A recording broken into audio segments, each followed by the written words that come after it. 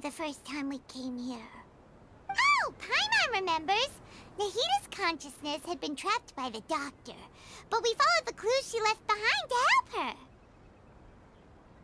So much time has already passed since then, and it seems Sumeru's changing for the better now that Nahita's in charge, right? Paimon just hopes this peace will last a long time, and then Nahita won't have any more new problems to deal with.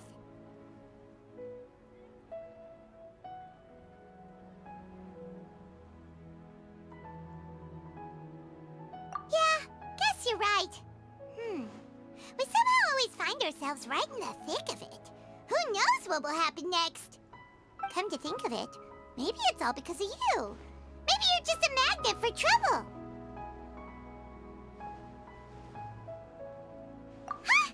Me? Before Paimon ran into you, Paimon never ran into any trouble. At most, when she was super tired, Paimon got caught in some strange whirlpool and sucked out into sea. And even then, you fished Paimon out! Anyway, for Nahita's sake, maybe we should think about heading to our next destination for now. Ah, look who it is. Running into you in a place like this? I can see you two still love wandering around. Oh, it's Dia! Since when are we just wandering around? We're usually taking care of some serious business. Even though it may have nothing to do with our journey. But never mind that. What brings you here? I just finished a commission in the desert for a usual client of mine. Nothing too interesting. Just escorting a shipment of goods. I'm on my way to report back. That's when I saw you two all the way over there, chatting away. What were you two talking about anyway?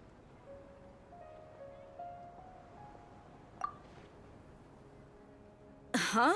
You serious? Can't say I saw that coming. But you are travelers after all. I guess you'd never stay for too long in one place. Bumping into you like this will become a rarity. I'm starting to feel sad just thinking about it. Hey, how about I gather a few mercs to escort you two? What do you say? Thanks, but no need. Oh, Paimon had no clue you'd miss us so much. But don't worry, we'll come back to see everyone when we get a chance. Sounds good. All you need to do to get to Fontaine is cross this stretch of desert and navigate some waterways. Knowing you two, I'm sure it won't be anything you can't handle. So, when are you leaving? Oh, wait a sec. Paimon just remembered there are still a few dishes in Sumeru that Paimon hasn't tried yet. Now, where's that list Paimon made?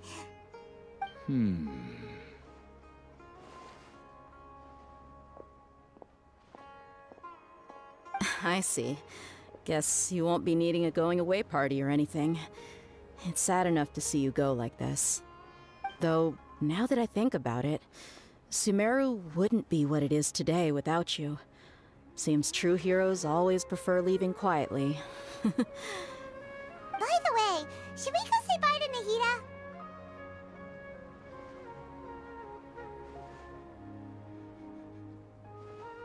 Oh, good point. Then there's no need to bother her in the real world. Then, I guess this is goodbye for now, Traveler in Paimon. Whether as a client or a friend, you're always welcome to come find me.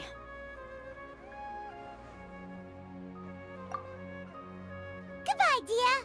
Bye-bye, Sumeru.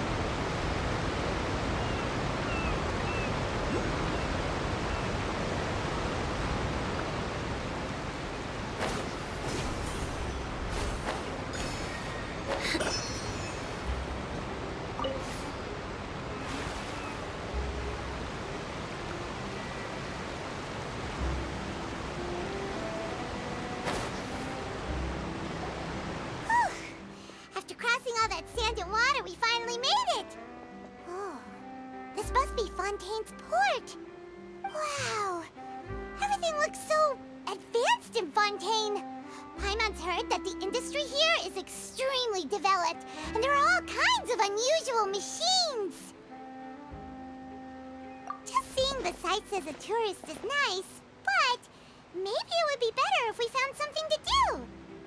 What do you think? Good idea! Nahida gave us loads of useful information. Seeking out the Seven is probably still our best source for information at this point. Yeah, the more we can learn, the better. So, what do you think the Hydro Archon's like? Will we get along? Nahida said that she has a very unique personality, whatever that means. To learn about a nation's god, start with the nation's people. There seems to be some locals talking over there. Let's go see if we can join the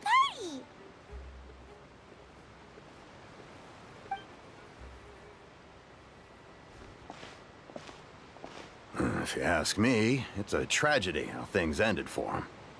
Clearly, he was a pretty decent person. Yeah, I didn't expect that kind of ending for him. I thought he would at least fight on a little longer for his family.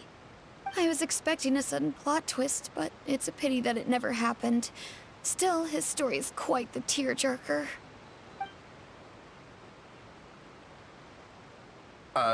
Excuse me. Can I help you too? I couldn't help but notice you standing here listening. Hi. We're travelers new to Fontaine, and we had something we wanted to ask, but you seem to be really busy talking about some kind of play, so we didn't want to interrupt. Play? Oh, no. We're talking about something that really happened. In fact, it's a case that was just heard a few days ago. Really? Like, a real trial?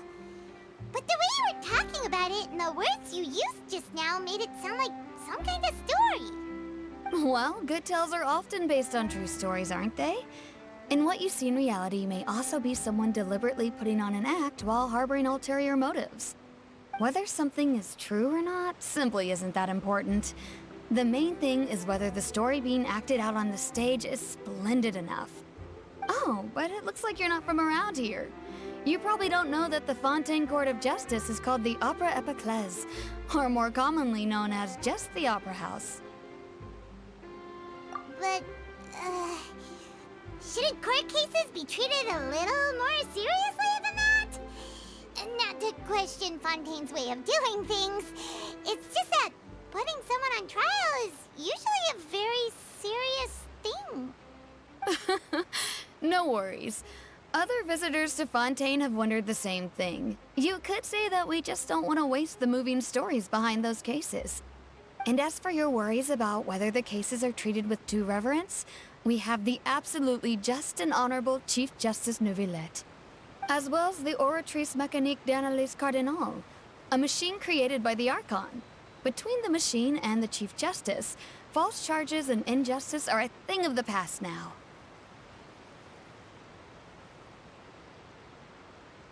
Oratrice? Is it some kind of machine, too? Oh, Paimon's curious. We should check it out if we get the chance. Wait, Paimon almost forgot to ask you our question. Do you know what we should do if we want to meet the Hydro Archon? Oh, that's easy. Just go to the Opera House. Lady Farina practically lives there. You could definitely say it's her biggest passion. Huh. I think what they mean is that they wish to speak with the Archon personally. In that case, I'm afraid it's going to be a tad more difficult. You'll have to make an appointment well in advance, and it'll depend on whether or not she has any time slots available. Huh. Is the Hydro Archon super busy taking care of official stuff? Wait, didn't you say that she's always at the Opera House? No. Lady Farina seldom takes an interest with the nation's affairs. The reason it's difficult to make an appointment is simply because she's incredibly popular. That's right. After all, she is the Archon. Though she may tend to get a little dramatic from time to time, people can't get enough of her. Huh. first time Paimon's ever heard of an Archon being described that way before. Wait! Paimon gets now! The Hydro Archon is kinda like a big celebrity here, right? Yeah, I suppose you could say that. Perhaps you could even say our mascot. Hang on. This is still Fontaine's Archon you're talking about. You should show some more respect. Yes, you're right. I guess I should at least try to be a little more respectful in front of visitors. Otherwise, I might get arrested and find myself face to face with Monsieur Neuvillette. Come on. Sure, there's a lot of laws here, but nobody's going to be arrested for saying something disrespectful about the Hydro Archon. Alright, I think we get it. Thank you! At least we now know that we can find the Hydro Archon at the Opera House. But who knows how long making an appointment will take?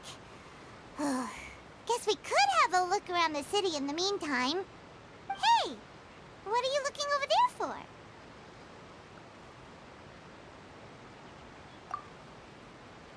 Huh. Maybe something's the matter. She isn't going to jump into the water, is she? Maybe we better go check on her.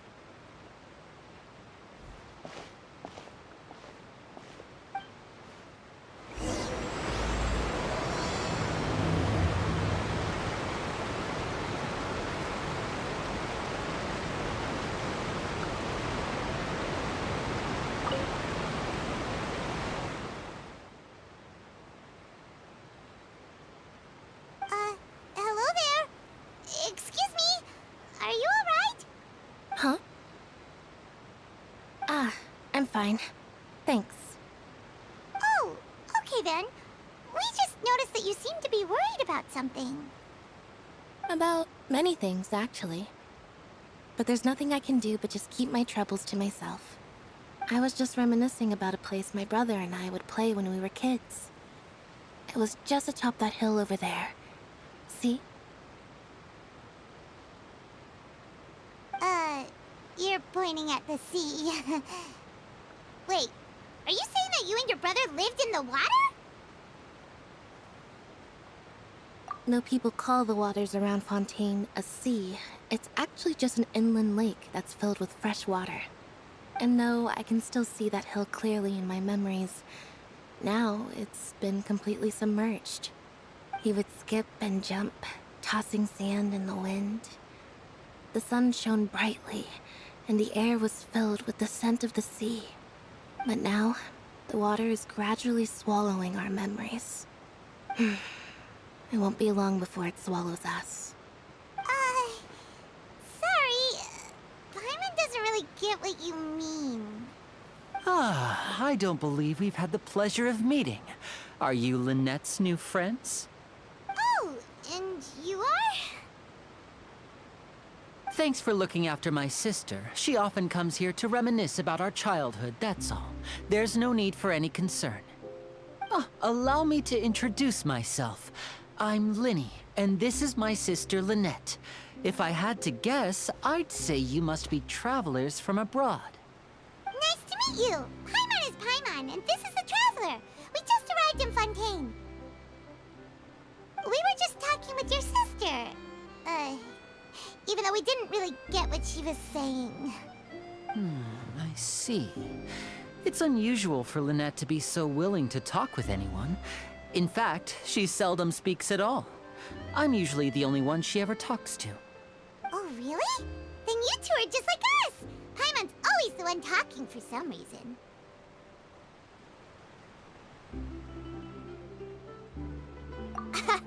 So that's how you think it is? I also think my brother can be too talkative at times. Seems you were right, Paimon.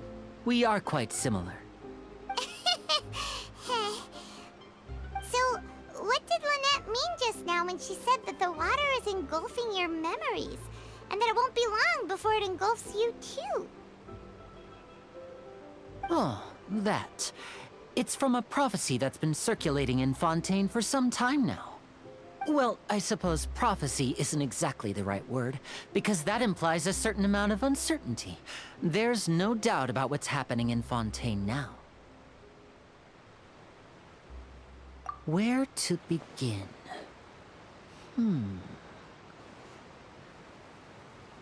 Let's put that question on hold for a moment. We still haven't formally greeted each other yet, have we? Did all the introductions earlier not count? Hello, traveler.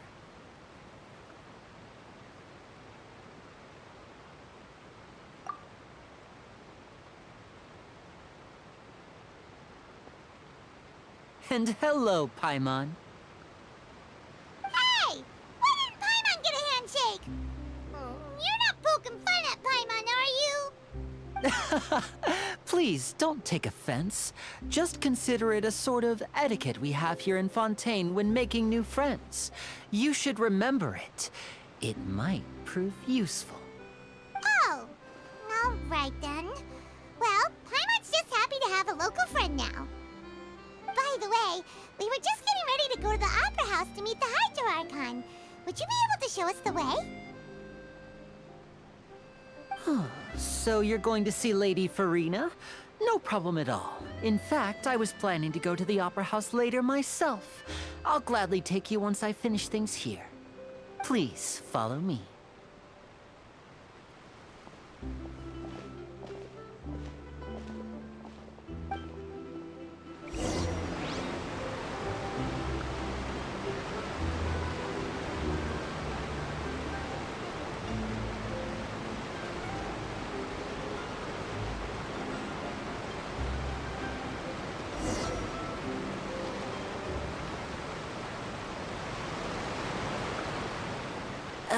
You said you were going to see Lady Farina?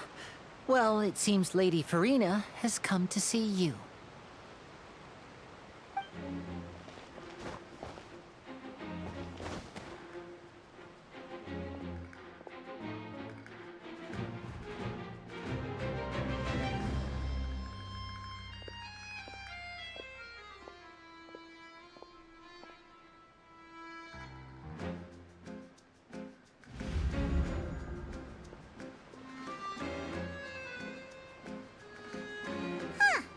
So, she's the Hydro Archon?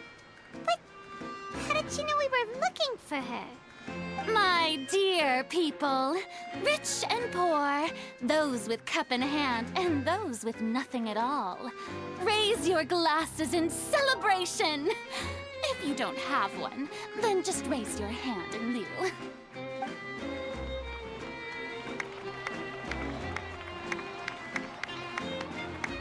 As you can all see, two unfamiliar travelers have arrived in our nation.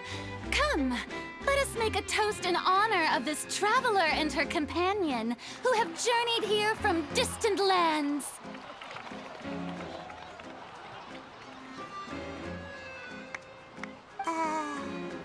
Is she talking about us?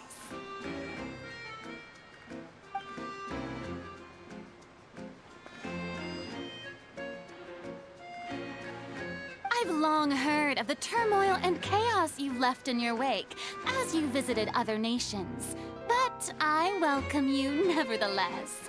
No, I have come to receive you personally. Fear is for insignificant cowards. I am a god, and I will never entertain the notion of such meaningless wariness. You can be rest assured. I see clearly your sincerity. Of course, seeking an audience with me is the most sensible thing to do. It will allow you to truly behold my power and witness my authority. Intelligent people always gather under the correct banner. I, Focalor, hereby welcome you to the nation of Hydro and acknowledge the value and significance of your trip. Now, you may rejoice in this.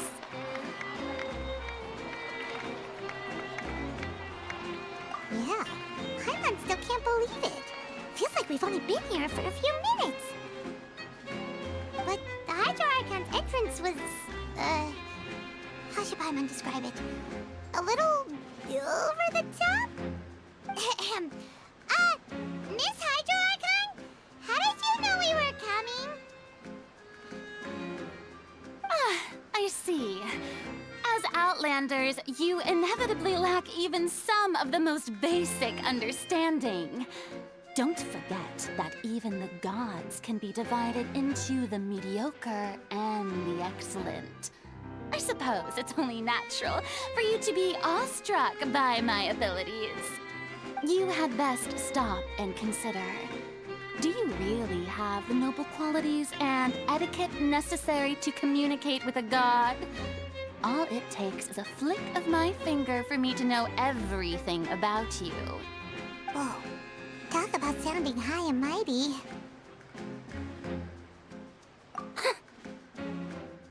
Oh? What's with these looks? Perhaps the welcoming ceremony still isn't enough? What else should I say then? Is she waiting for us to start talking? Wow, I didn't expect to see Lady Farina here. What a surprise! Wait, does this mean they're the legendary blonde traveler? How did I not notice before? Hey, what's all the commotion? Oh, is that Lady Farina? Is there some kind of drama going on? Of course. That's the blonde traveler. The one all those stories are about. Lady Farina came here to personally see her. Oh, I bet this is going to be the duel of the century. Ooh, I've got to see this. I knew Lady Farina would never disappoint.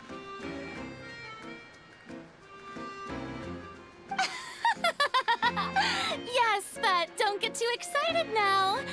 My dear believers and spectators alike tend to get quite rowdy, and despite the noise, I've come to tolerate all their ruckus.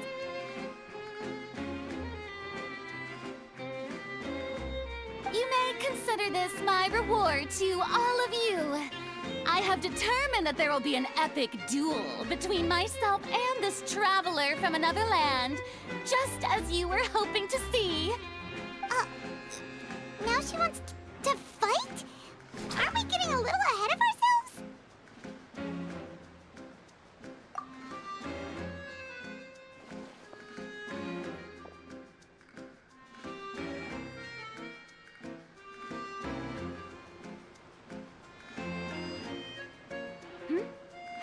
Are you not afraid? Might I remind you that this is a duel against the divine? What are you trying to do, traveler? Provoking a god in front of her people? Stand down, Clorend. I admire her bravery. Few have the courage to draw their sword against a god. She is obviously a true warrior. Unfortunately, people nowadays only crave to be thrilled, and a mere duel will not slake their thirst for excitement. Huh. Yeah, she's right. Just a duel wouldn't be all that interesting. On Araneus, criminals are always requesting duels to defend their honor. They're getting a bit old, to tell the truth. You see. Then, as the god of justice, I shall face this traveler in another kind of duel. A duel in court!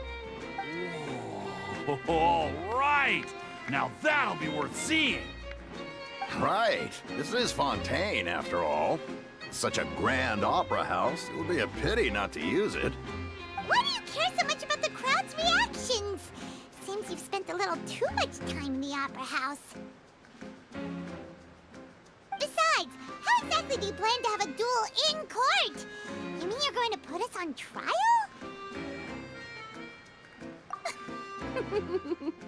Oh, we have reason to put you on trial. It's obvious, isn't it? According to Fontaine law, no one is permitted to release any flying objects within Fontaine city limits during the first 3 days of each month. You are clearly guilty of violating this law, no? Oh, So that's what they've done wrong. That's our Lady Farina. No one knows the laws of Fontaine like she does. You call that obvious? What kind of law is that? Wait, flying object? You mean Paimon? Precisely! Now, if you two have no objections, then in the name of the Hydro Archon, I order your arrest. My apologies, Lady Farina. I don't mean to spoil the fun, but if you would allow me to interject, I don't think that Paimon here meets the definition of a flying object. You tell her, Linny! Finally someone who's not crazy.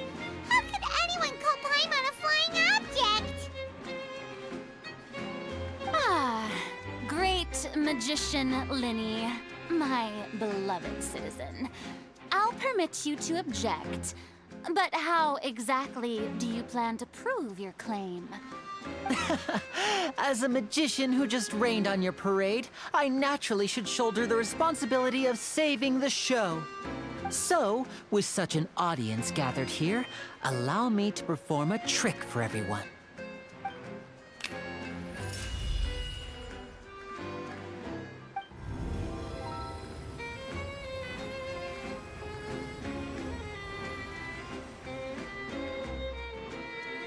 Ta-da! What's that on Paimon's back? Hey, when did you do that?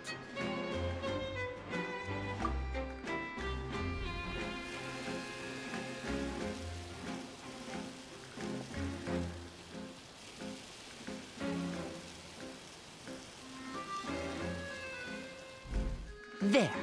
As you can all clearly see, Paimon should be classified as, well, something like a balloon. This rope has been in the Traveler's hand all along. It was just that no one could see it before. Huh? You call that magic? You've got to be joking. I thought it was pretty good. Nice one. Huh. I'm not sure what to think. It seems Lady Farina's charges no longer hold water.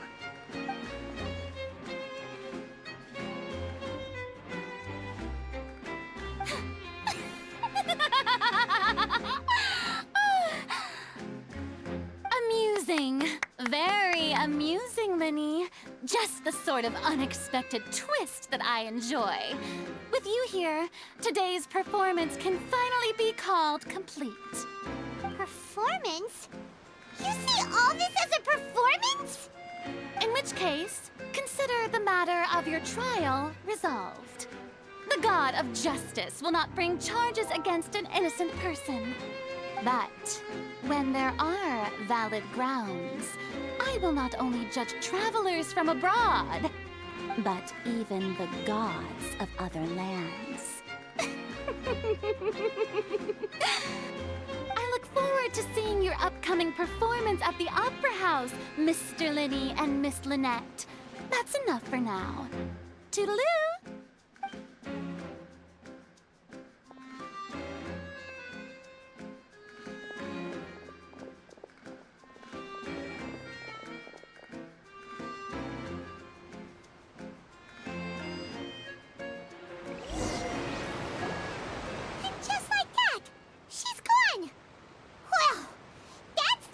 Unpredictable Archon Paimon's ever seen. We never even had a chance to ask her anything. But that's a problem for future Paimon. That whole scene just now was really... Don't mention it. I just happened to remember that there was such a law, so I did a little preparation, just in case. I didn't think it would actually come in handy. So, now do you see what kind of god Lady Farina is? She can be a bit confusing at times, but she is still amenable to reason.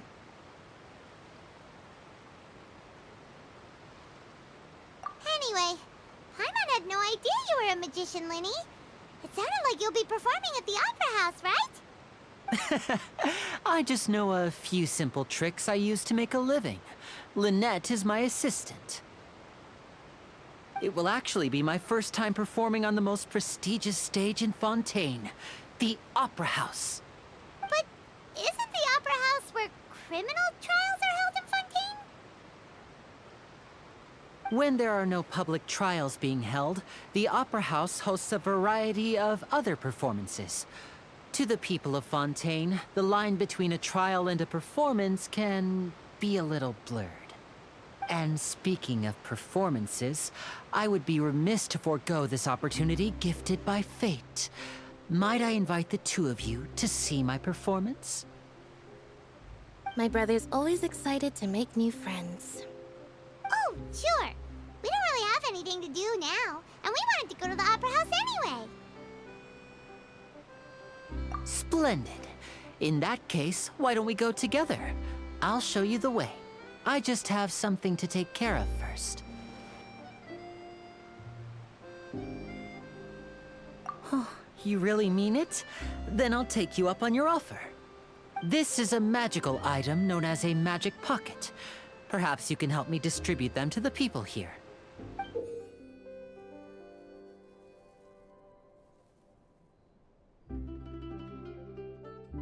Huh? What are they going to use it for? About that... You asked me before about the prophecy, right? Let me start by telling you a little more about what it entails. I'm not sure exactly when it began, but a prophecy has been circulating around Fontaine. It says that every person in Fontaine is born with sin. No matter how the nation of justice holds trial after trial, this sin cannot be absolved. Until one day, the water levels in Fontaine will rise, and the sinful people will slowly be drowned. In the end, the people will all be dissolved into the waters, and only the Hydro Archon will remain, weeping on her throne. Only then will the sins of the people of Fontaine be washed away. That sounds pretty gloomy. Why are people in Fontaine born with sin? What is that supposed to mean? There are lots of guesses. Some say that the ancestors of Fontaine stole the power of the seas and stirred its wrath. Others say that the people of Fontaine never heeded the first Hydro Archon's warnings and offended Celestia. But here in Fontaine, evidence is what matters. There hasn't been concrete evidence for any of these claims, so they can only be regarded as conjecture. If even the people in Fontaine don't know what sin they committed, wouldn't it be better just to ignore the prophecy completely?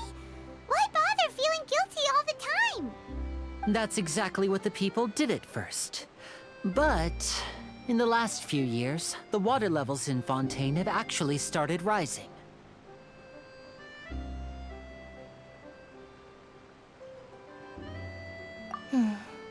Many places have already been completely submerged, and now lie beneath the sea. Many people carry on with their lives as before and shrug it off as a natural phenomenon. But my family and I think that the people of Fontaine shouldn't ignore the possibility, which would end up sentencing them to death. We hope that at least the people who reside near the waterfront can move away before it's too late. So, we've started distributing magic pockets to them. As a magical item, these magic pockets have astonishing capacity. I'm sure they will come in handy when people are moving their belongings. Oh, Paimon gets it! It's like preparing for a rainy day! But this is more than a bit of rain.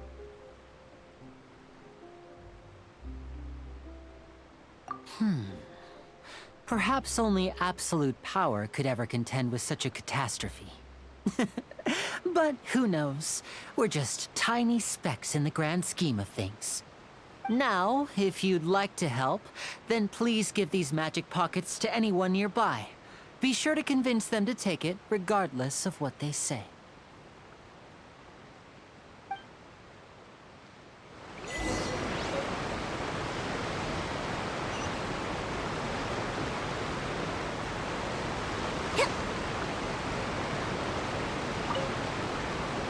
What's this? So you also believe in the prophecy. Keep it. I won't have any use for it. What? You mean you don't believe in the prophecy? No, I believe in the prophecy. But I also believe in another story. The story says that people once lived in the ocean. They were one with the ocean and couldn't live apart from it. But as time wore on, people desired to live on land and developed blood vessels, encapsulating the sea within their bodies. Thus could people set foot on land. So, if you ask me, when the water rises and takes us all, it'll be like we're going home. Oh, we hadn't heard that one before. But people can't live underwater. They'll die. You should probably still take it. All right, I'll take it. I guess I just feel that being dissolved into the water doesn't necessarily mean death.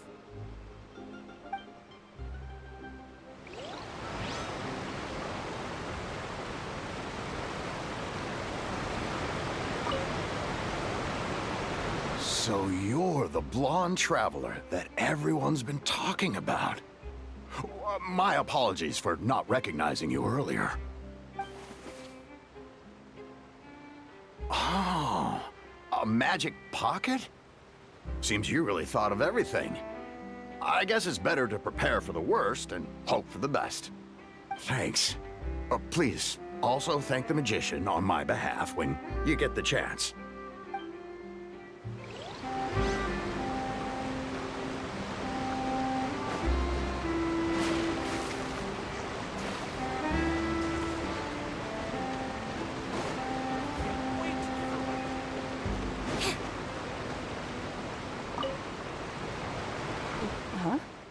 I don't want that thing. Way I see it, if the prophecy's true, it's still gonna be a long time before the water can cover everything. Life is all about living in the moment. What use is there in worrying about the future all the time? We'll cross that bridge when we get to it. You should still take it. You never know when it'll come in handy. Oh, all right, fine. Thanks. It's just that if I start moving, that means I've already given up on the life I have now. I'd really rather not.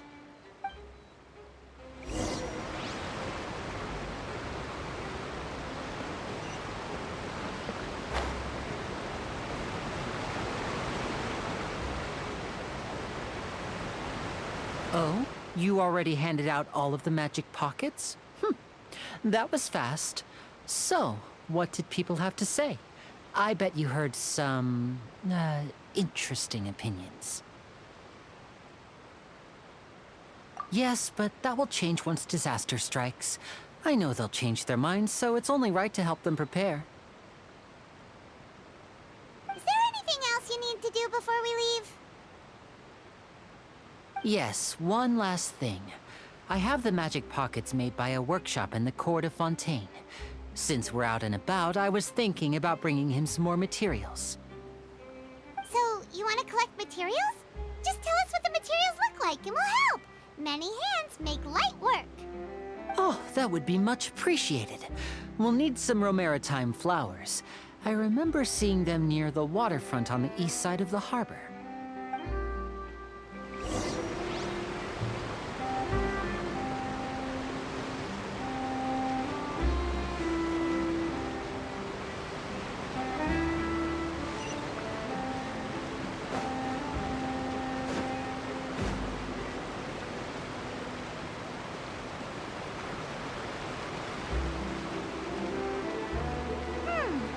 It seems we have to use Hydro to collect Romaritime flowers.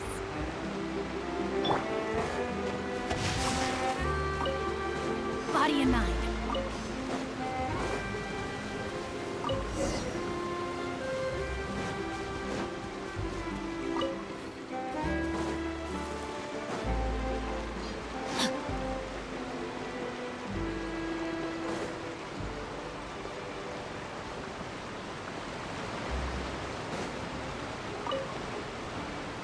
You made quick work of that. I can tell you're an experienced traveler. I've also finished collecting a few here. Maybe next time you'll feel like helping too, Lynette. No way. I'm in power saving mode today. Otherwise, I fear I may not have any energy left for the performance at the Opera House. Fine. Though the performance is still a long way off. Now that we're finished here, we should get ready to head back to the Court of Fontaine.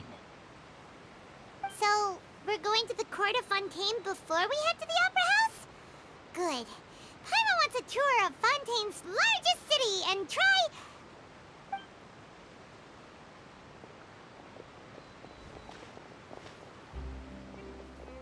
Wait, shh. Have you noticed that person over there? The young girl. Huh?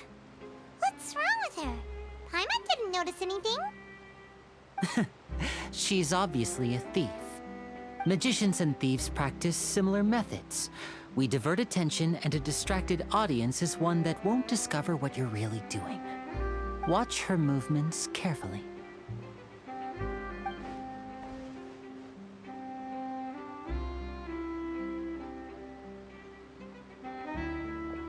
Oh, he's right! Shh, keep your voice down. We need to think of a way to catch her, but it seems she's very alert. Perhaps we should split up. You two can ride the lift over there and wait up top. I bet that'll be her escape route if she tries to run. All right, let's go.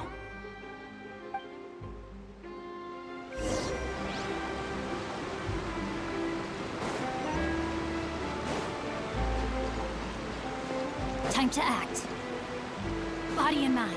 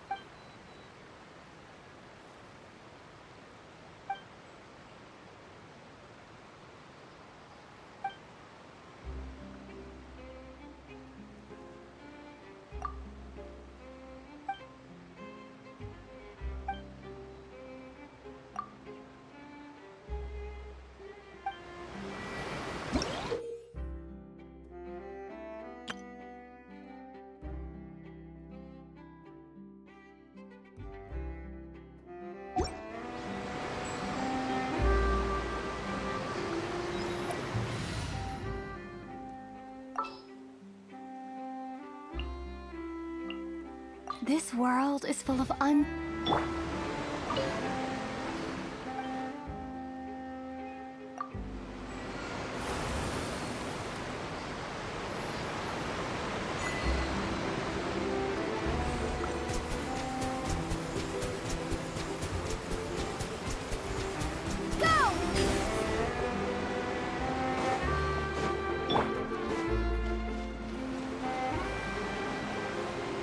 This is the spot where Linny wanted us to wait.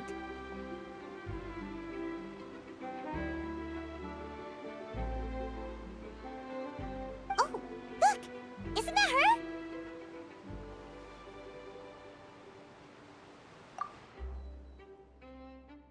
Oh no! Did she notice us? She started running the other direction! What should we do? Should we chase her?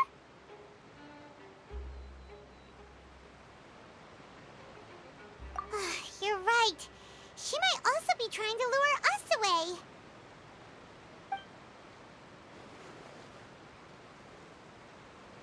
Nothing's happened for a while now. Paimon wonders if Linny caught the thief. Yeah, let's go.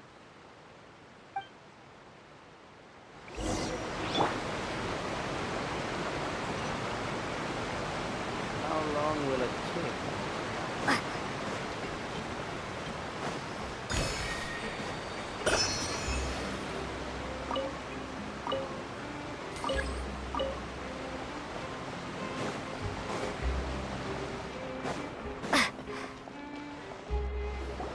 Are you sure that's all she took?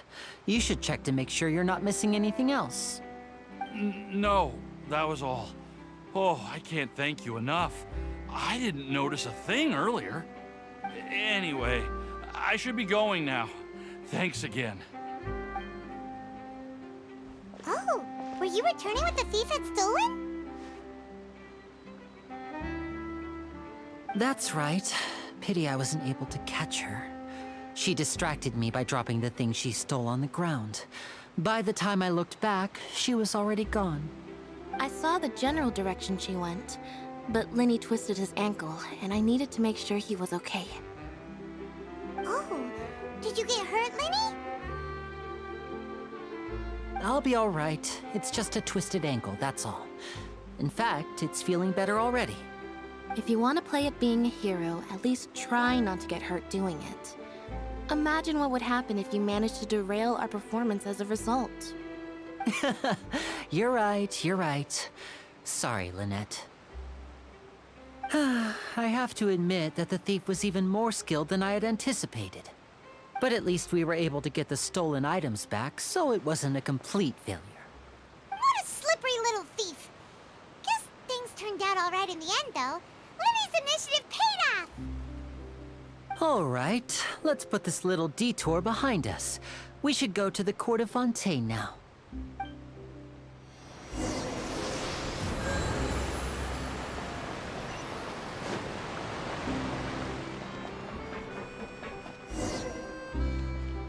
How long will it take if I set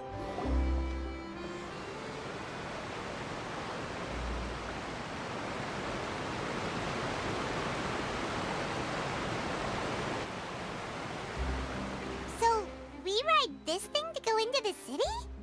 What an ingenious way to get around! People in Fontaine really know how to use water! This is an aqua bus. It allows people to travel between several key locations around Fontaine.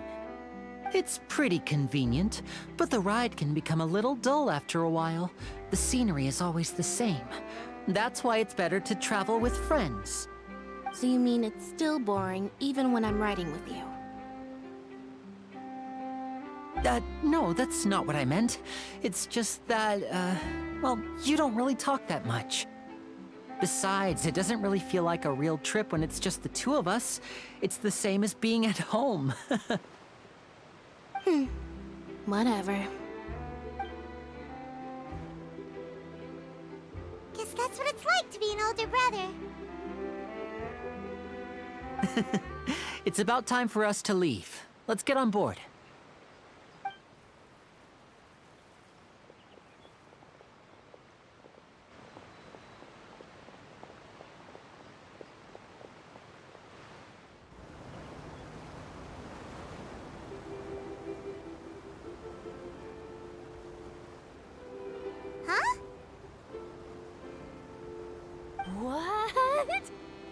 Traveler! Paimon! Charlotte! Oh, I never guessed I'd bump into you while riding the Aquabus. In the story of my life, this is big news.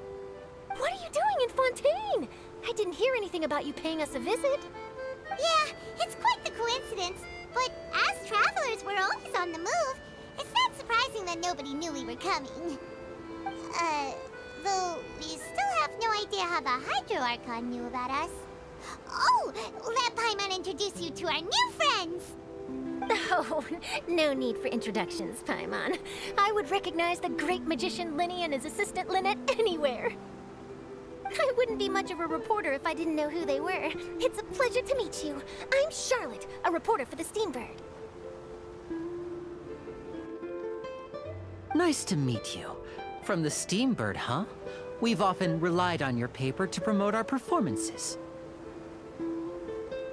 It's an honor to meet you. Now that everyone knows each other, Fontaine suddenly doesn't feel like such an unfamiliar place. So, what have you been up to lately, Charlotte? Any big news? Not too much. When there isn't any breaking news, I mainly cover the trials at the Opera House. You can still manage to keep readers' attention as long as you tell things from a clever enough angle, even if it's the same old topics. For example, reporting on how a scammer once deceived vulnerable girls into relationships, or how a financial criminal was once so poor that they ate a single piece of bread for 5 days. Ah, you're right. Seems you know me pretty well. What I'm really after is exclusive, sensational news pieces that could shake the country. These smaller stories are a waste of my talents. Oh, I just remembered. I've been following a case lately. Well, a series of cases, actually.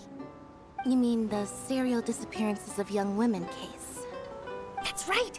These stories are the talk of the town right now, and it's probably the most mysterious case we've ever seen. If I'm the first with the draft ready to publish when the case is finally cracked, and it's the headline story in the Steambird, oh, when that happens, I bet all the other reporters will shed tears of envy. I've already gathered all kinds of materials. I just can't wait for the truth to be revealed. So, what is the serial disappearances of young women case? You mean the culprit hasn't been found? That's right. The first missing girl case happened almost 20 years ago. And ever since, after a period of time, another girl disappears. What the cases have in common is that the girls are all of a similar age, and that they've all vanished without a trace. But the scariest part is that to this day, none of the girls have ever been found. Many suspects have been arrested over the years in connection with this case, but shortly after each arrest, another disappearance would always happen.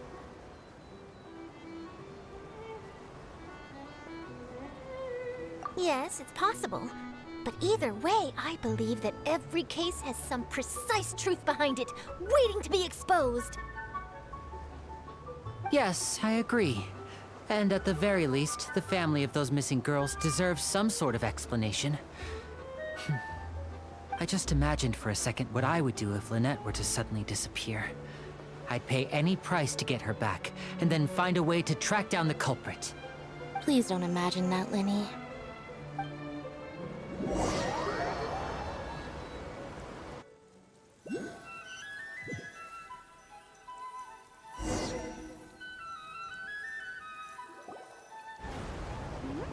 Hey, we're almost there! Look!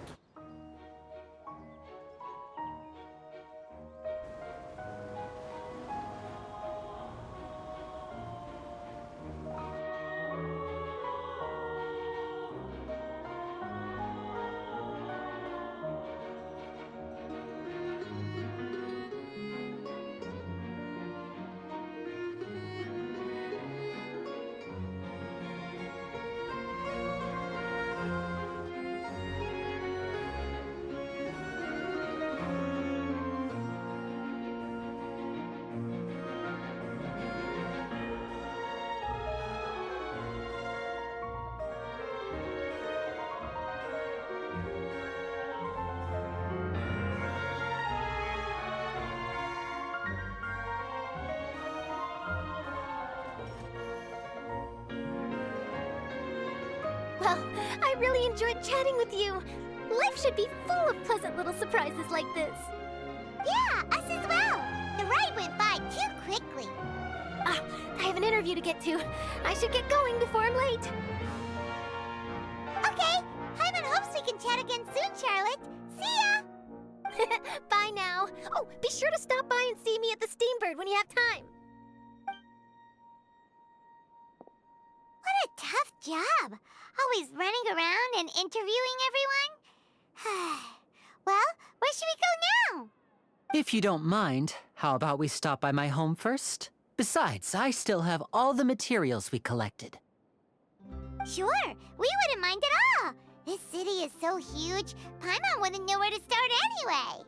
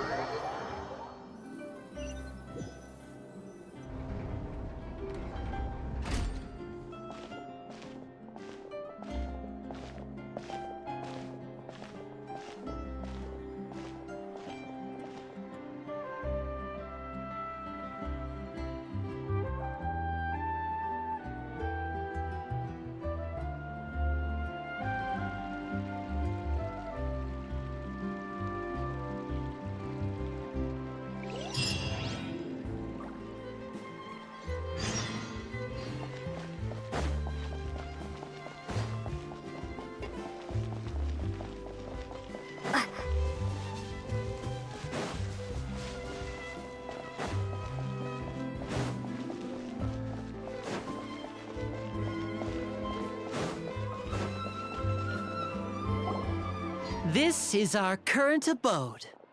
Ah, Fremine, you're home. Where did everyone else go? I have some new friends that I would like to introduce. Oh, they all just went out a moment ago.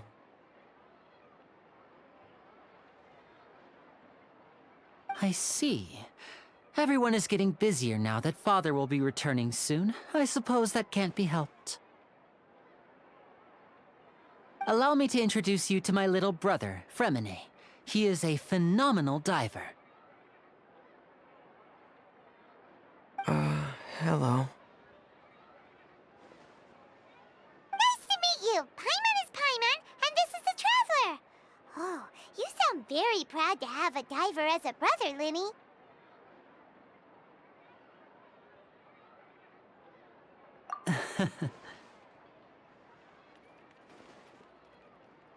Linny, could you come here for a moment?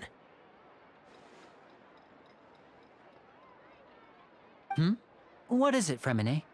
Do you have something to tell me?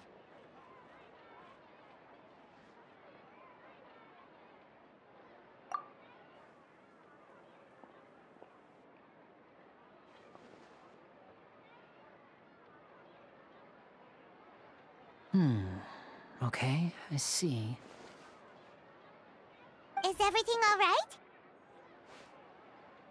Oh, it's nothing. We were just discussing a little housework.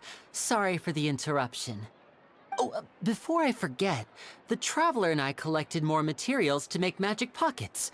Were you able to get any, Fremine? Yes, I went diving and gathered lots of materials. I was about to give them to you. That's our Fremine, always quick with the underwater work. All right, I'll take these to the workshop.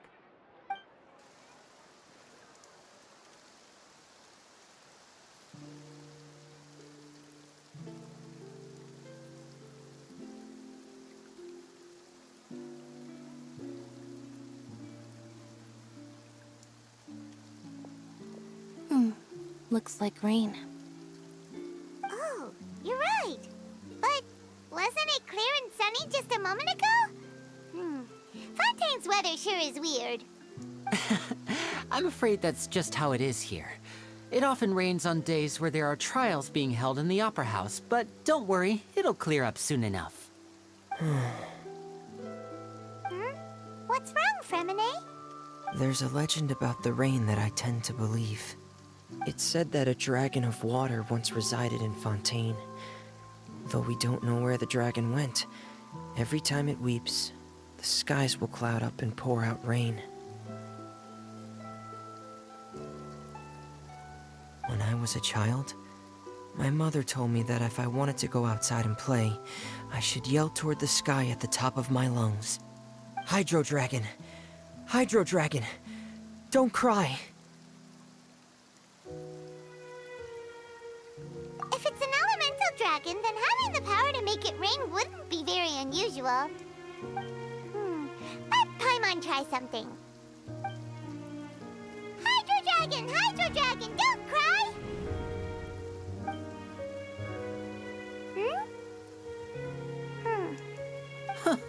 Doesn't seem to be of any use. It is just a legend after all. You know, you might be a more popular magician if you understood the concept of romanticism. Or could at least play along. Sorry. It might be because we've never met the Hydro Dragon. Perhaps it can't be comforted by the words of strangers.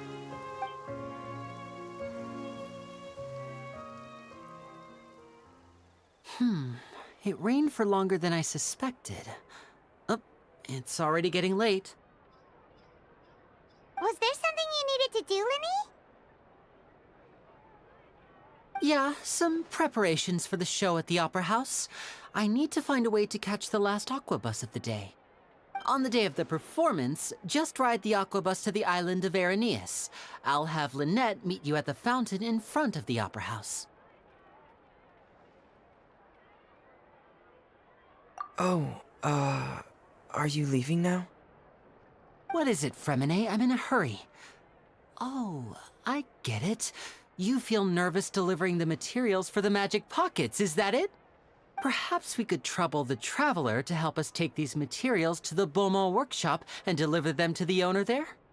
I'm afraid that Fremine can be quite introverted, and the boss there tends to be pretty talkative. Fremine has always been a little afraid of her. No trouble at all! Don't worry, we're on the case! Sorry for the inconvenience. I'm quite useless when it comes to such tasks. I'll think of a way to make it up to you. Oh, no need! This'll be a walk in the park for us!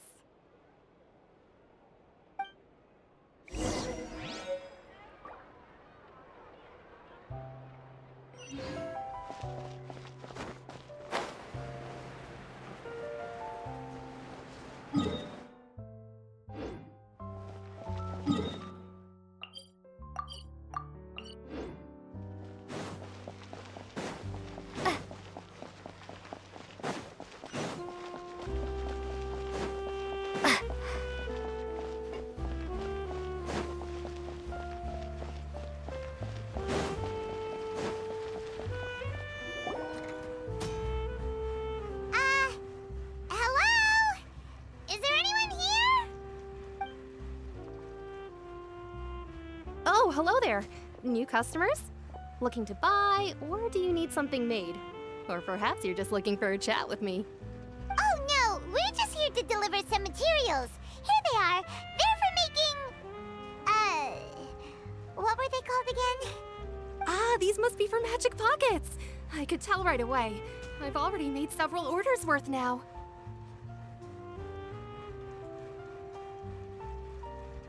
No need. They've already prepaid several batches worth. When they told me what they'd be using them for, I even offered them a discount. But they insisted on paying the full amount, saying that I had a business to run. It seems both their hearts and their pockets are made of gold. Whoa. So, is Linny actually loaded? I can't say for sure, but who knows? Maybe there's good money to be made being a magician in Fontaine. Hey! Is this machine what you use to make stuff here? It looks really advanced.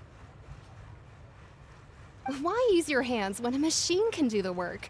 It would be a waste not to use the latest technology, and wasting is a kind of crime. But where does a big machine like that get its power from? Well, it's a little complicated. I'm not sure I can put it in layman's terms for you. But basically, everything we usually use here in the city is powered by indemnitium.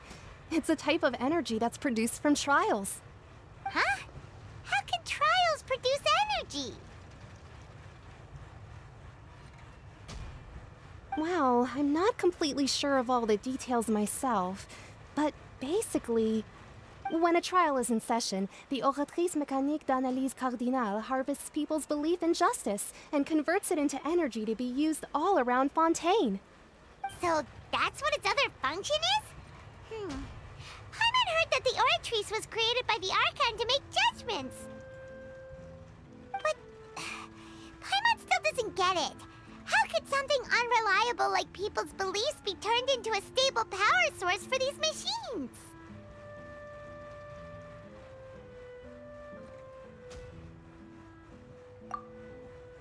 Oh, yeah!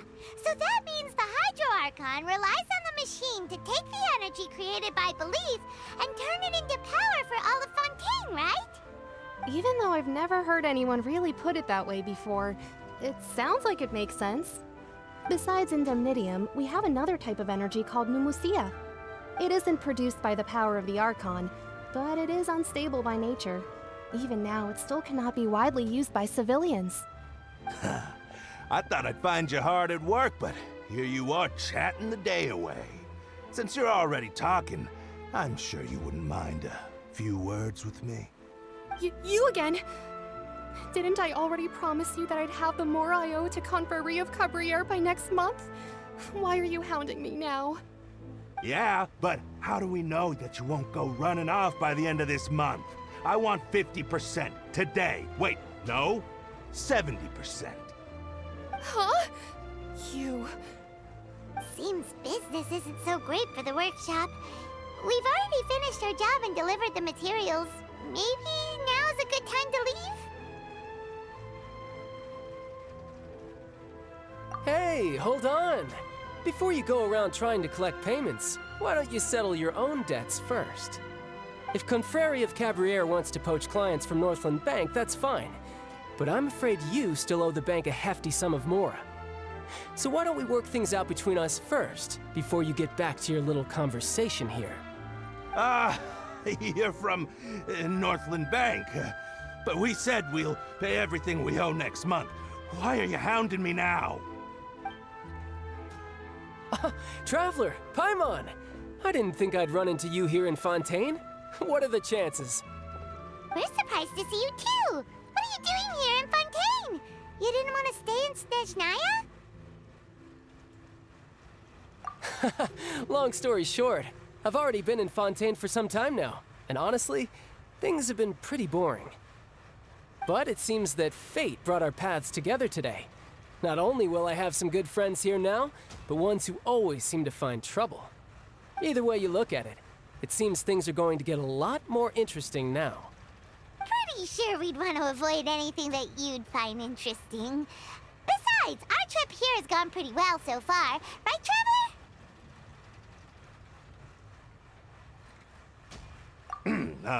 Hey, you, Northland Bank boy. Aren't you forgetting something? Don't interrupt. It's not often I run into the Traveler like this. Why don't you wait for me over there for a while? You kidding? Aren't you the one looking for us? You really expect us to sit and twiddle our thumbs while you catch up with your friends? Listen to me, boy. If you want your mora, fine. Why don't you come and take it? Hey, I just said not to interrupt. Oh, by the way, Traveler, the last time I took Tonya and Tusser ice fishing, Tusser said... Hey! That's way over the line! All right, boys, let's see who has to pay up now!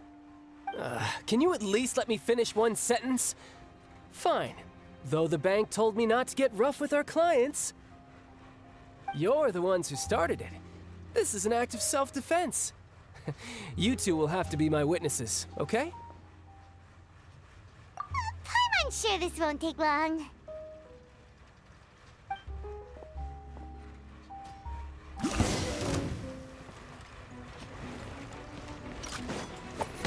Riptide! Yeah! Yeah!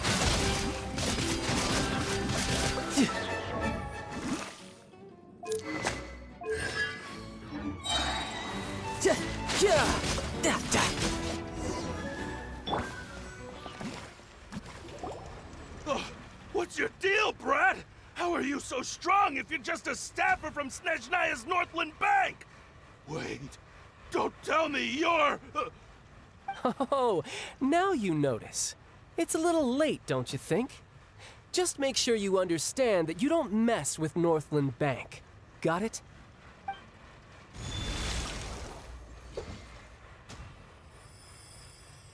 Huh? Now's my chance!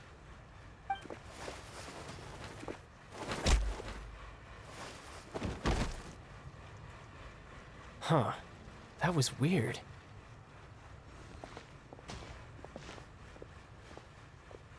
I'm not sure. It's as if I suddenly lost control of my hydro powers when I needed them. Maybe there's something wrong with my vision? Strange. How could that happen? First time Paimon's ever heard of someone losing control of their vision.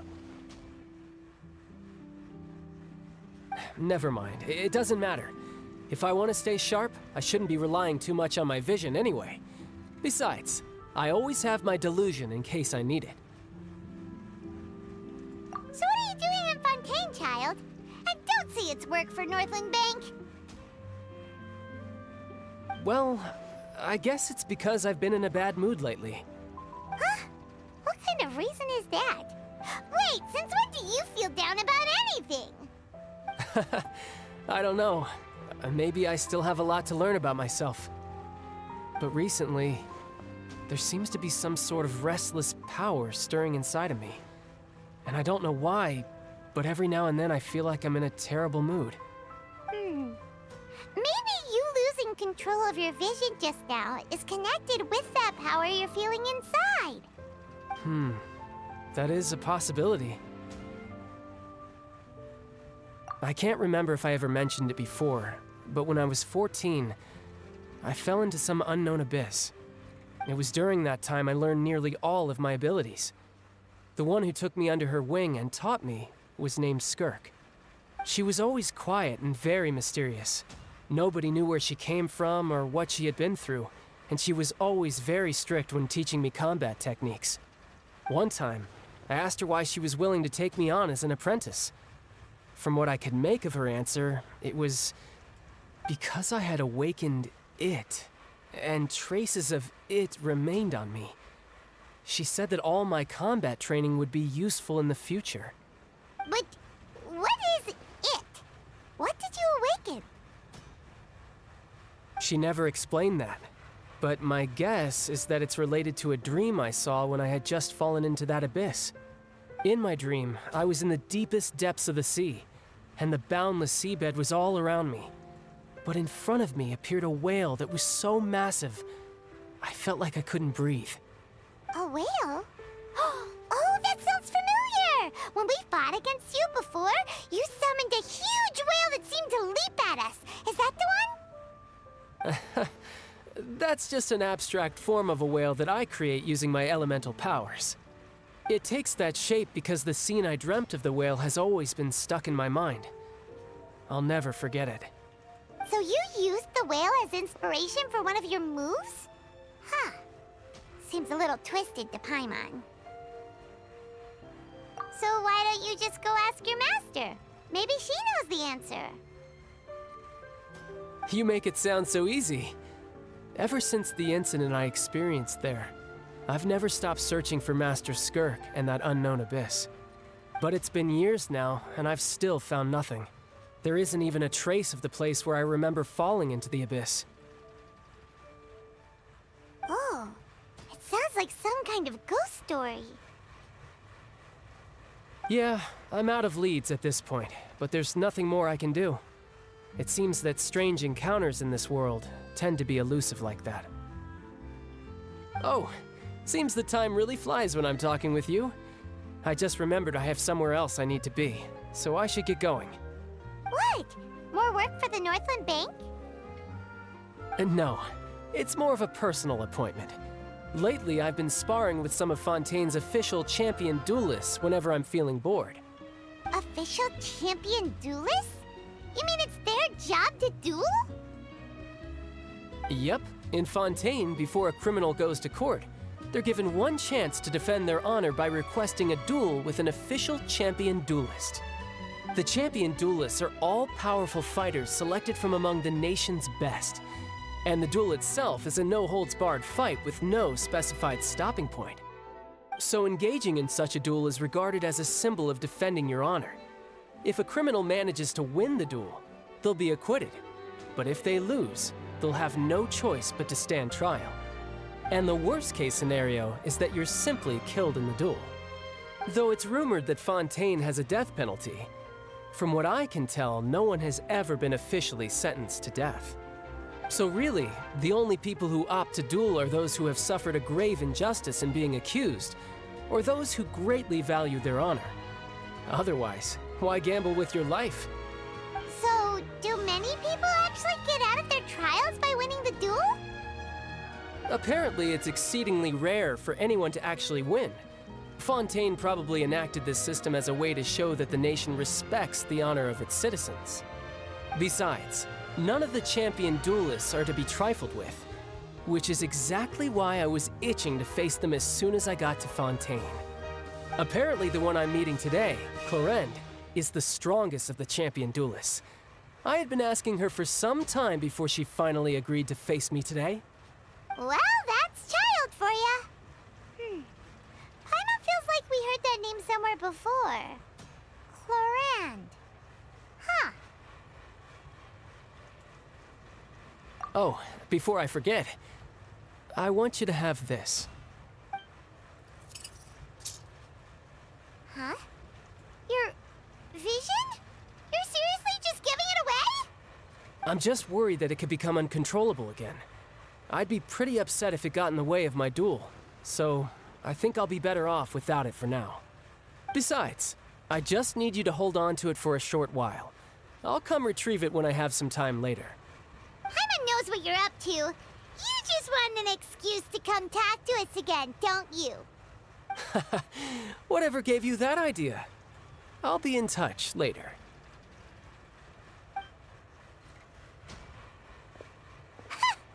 That sneaky guy. He said he's been feeling down lately, but he seemed the same as ever to Paimon. Well, seems we don't have much to do for now. We might as well walk around and see the city before Lenny's performance.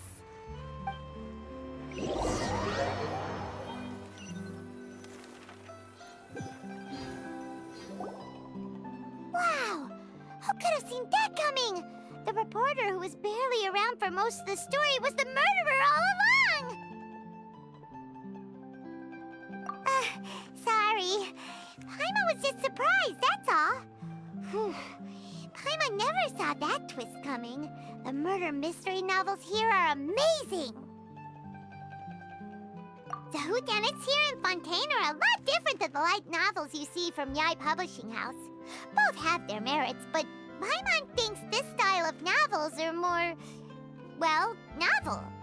It's so exciting to reach the moment when the mystery is uncovered, especially in the one Paimon was just reading. You should buy a copy and read it too. Oh, sorry about that. Paimon will be more careful next time. Hey, shouldn't we be heading to the Opera House to see Lenny's performance soon? It's almost time for the show to start, so we should get going. Lenny said that the Opera House is on Aranias, so let's go ride the Aquabus!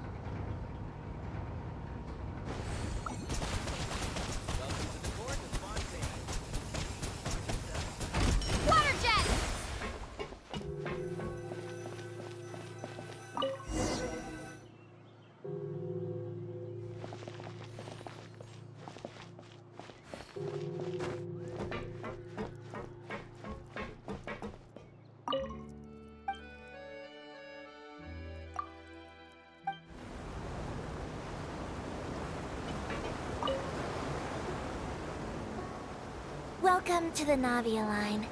I am Elfan. The boat will be departing imminently. Please do not stick your head, hands, or other body parts outside the boat.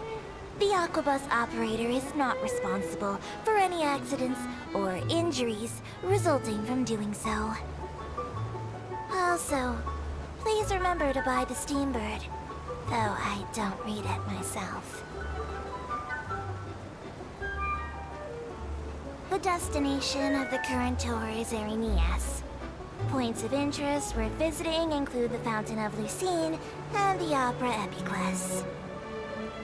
If you look to the left in the direction we are currently traveling, you will see the famous Fontaine Research Institute up in the sky. An experiment gone wrong turned a new sightseeing opportunity. Human ingenuity truly is a wondrous thing.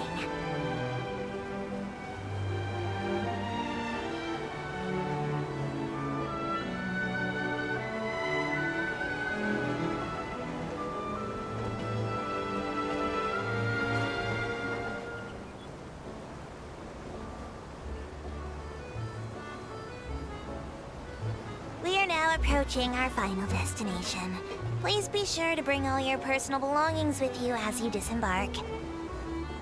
Even though I will take any forgotten items to the lost and found, the paperwork is rather annoying, as Melusine hands are not suitable for grasping pens.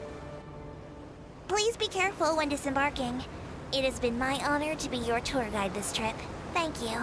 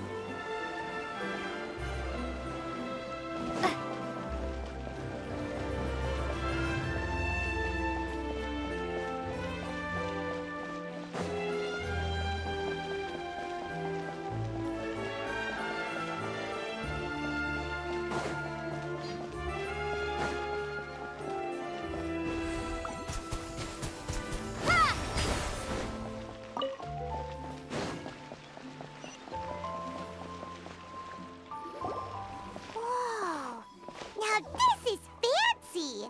The Opera Epiclese. What a place to hold a performance! No wonder Linny and Lynette were looking forward to it. Huh. Looks like there's a lot of people standing around the fountain up ahead.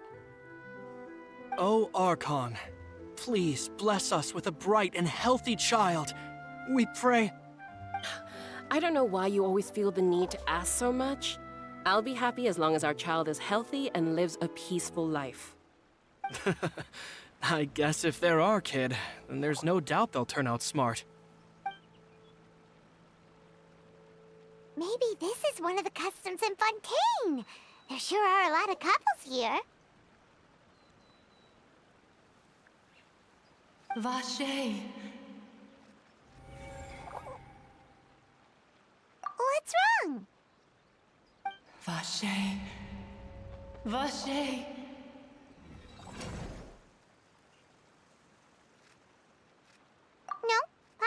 say anything. Are you hearing things? Welcome to the Fountain of Lucine. All the water flowing through Fontaine converges here. It's customary for newlyweds to come here and wish for children. Lynette! You scared Paimon! When did you get here? Lenny asked me to wait here for you, remember? Right.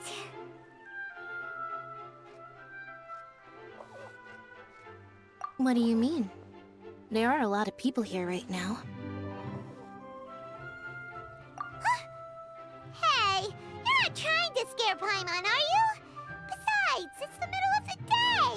It's not the time for eerie things. I see. I might be able to tell you something that could help explain the voice you heard. In fact, you might not be imagining things at all. I suspect that what you heard is a result of your hypersensitivity to the hydro element. Others in my family have had similar experiences. It's because of her sensitivity to the hydro element? But what would hearing a voice have to do with elemental power? When do you cry, Paimon? Wait, what? What does that have to do with anything? Just answer me. When do you cry?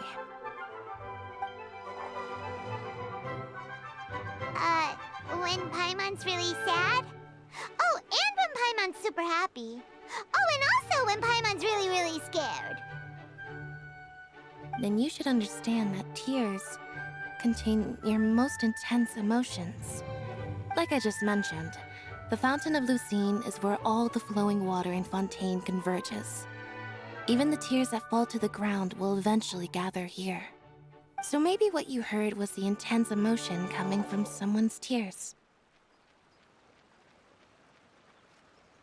So, what did the voice say? If you were hearing their emotions, then Paimon wonders what happened to them. Rather than worrying about them, we should worry about my brother first. Don't let that calm look of his fool you. He tends to get pretty nervous just before a performance. So chatting with Lenny might help him relax a little before he goes on stage. Oh, right. That makes sense. Let's go in and see Linny.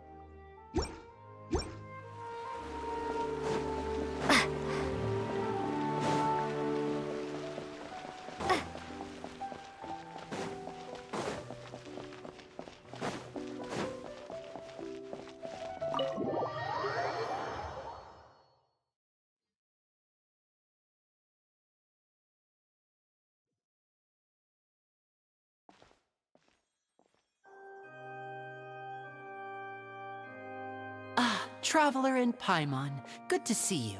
I knew you two would come. Are you kidding? We wouldn't miss it for the world. We've been looking forward to it. I can tell, judging by how early you've arrived. But you're actually right on time. The audience still hasn't started entering the venue yet, which means now is the perfect chance for us to take you to the best seats in the house. Wait just a moment. I'll fetch the tickets.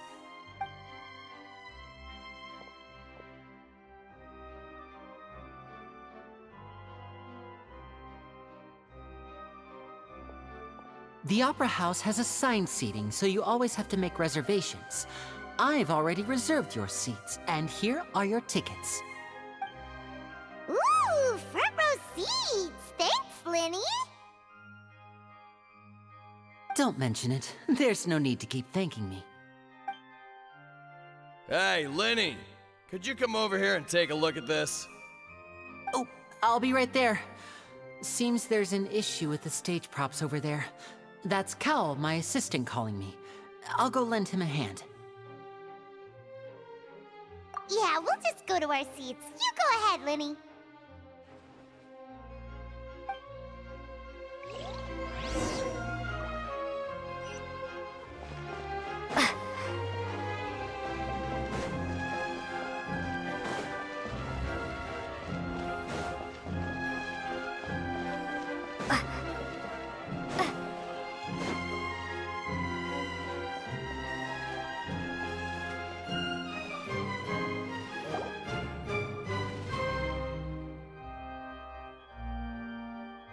Oh, these should be our seats. Come on, let's sit down.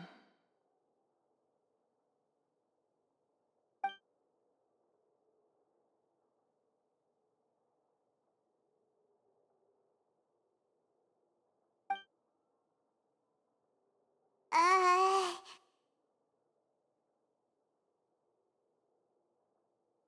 Uh...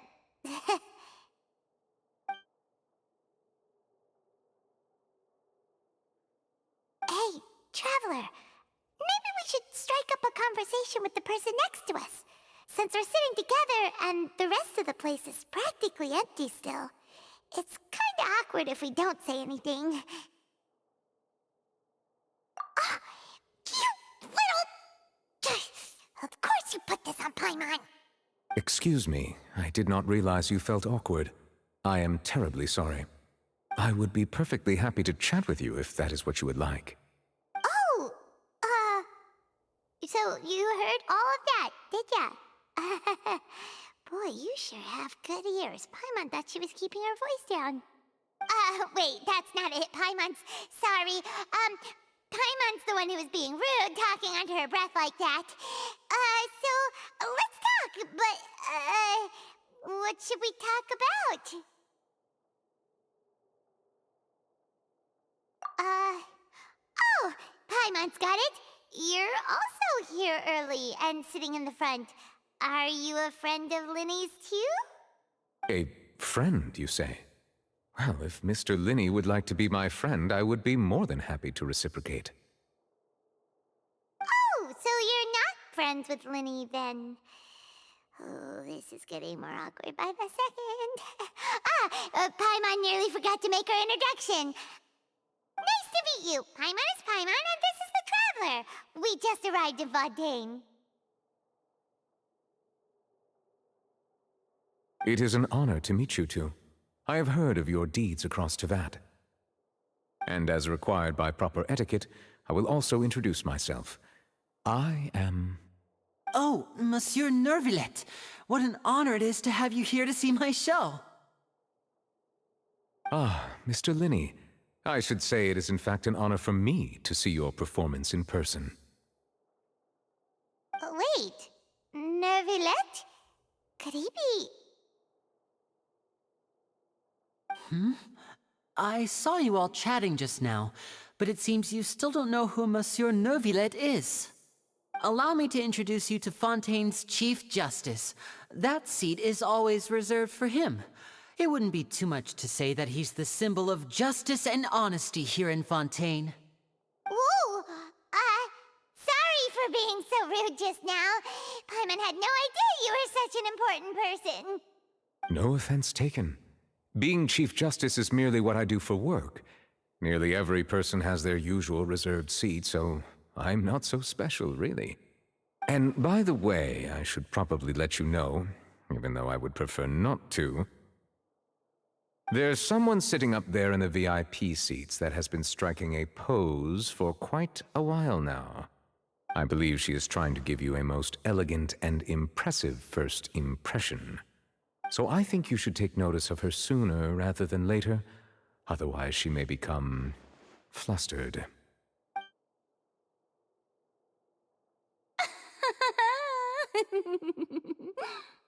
Huh? Oh, it's Farina, the Hydro Archon. Huh. She sure has a smug and satisfied look on her face. Guess she has no idea that you saw right through her act. Very good. that is for the best. No need to pay her any more attention. We may now enjoy the show. Huh? So is this what things are like between the Chief Justice and the Hydro Archon? All right, please wait just a moment longer.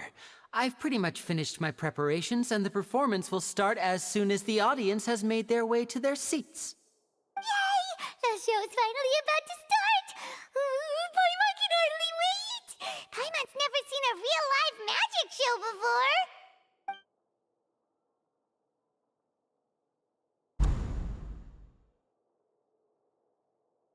Oh! They're dimming the lights! The show must be starting!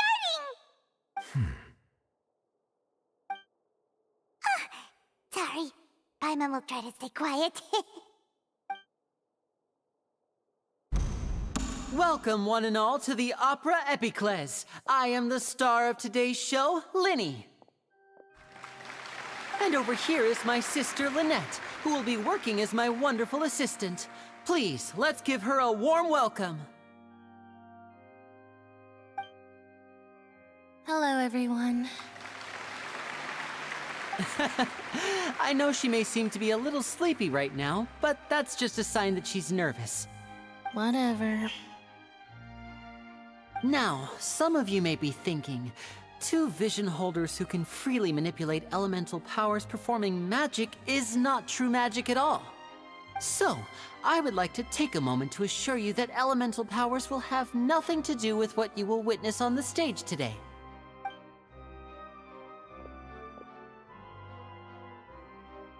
Both Lynette and myself have removed our visions for the show. That way, even the gods won't be able to help us. Oh, good point. That's what makes the show real magic. Now, without further ado, let the show begin. Lynette will now exit the stage to make some preparations. I know you might miss her, but don't worry. She'll be coming right back on stage momentarily. Perhaps in an unexpected way. I'm sure she'll be stealing the spotlight soon enough. Oh, and before I forget, there's one more thing I should say. You never know what can happen in the blink of an eye. A magician's greatest skill is making things disappear or appear. The possibilities are endless.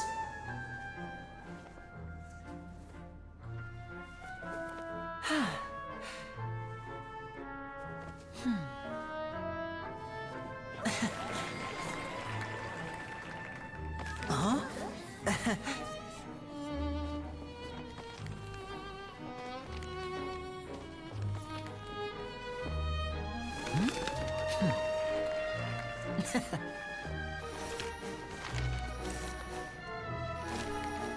But this isn't what you came for. These little tricks, you've seen them all before. So it's time for something truly extraordinary, don't you think? This one's a little tricky.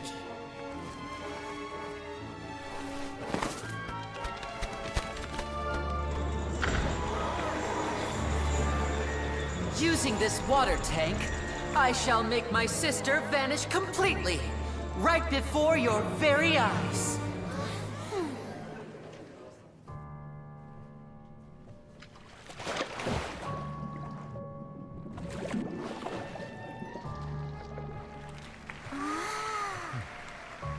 It's actually quite simple. She'll just turn into air bubbles and float right out of the top.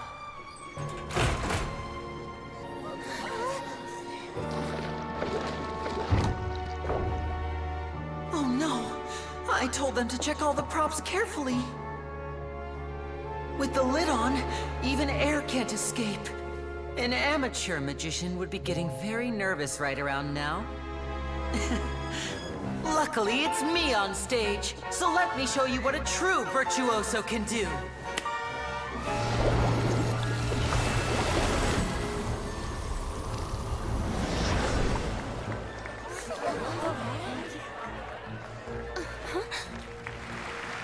Lynette, are you still there? Don't go too far. We don't want to use up all our magic. Hi, I'm back. Uh-huh.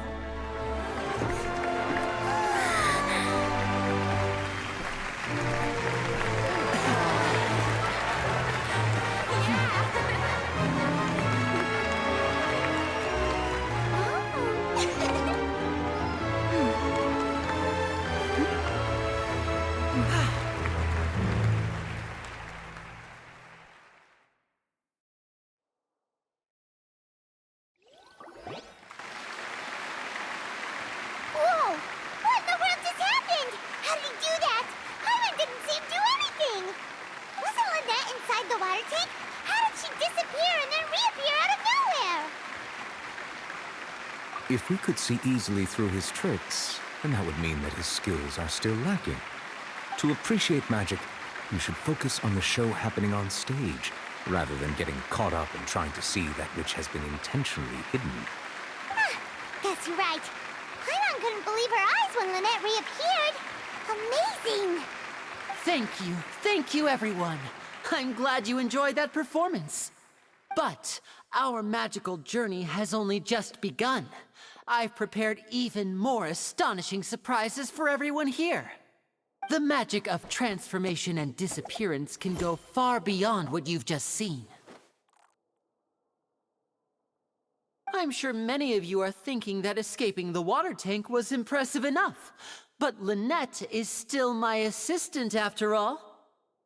In which case, I have ample time to make all necessary preparations. So, for my next trick, I will require the participation of one lucky audience member. Please, if my assistants could bring out the magical boxes now. There are 2 boxes, and only 2 boxes.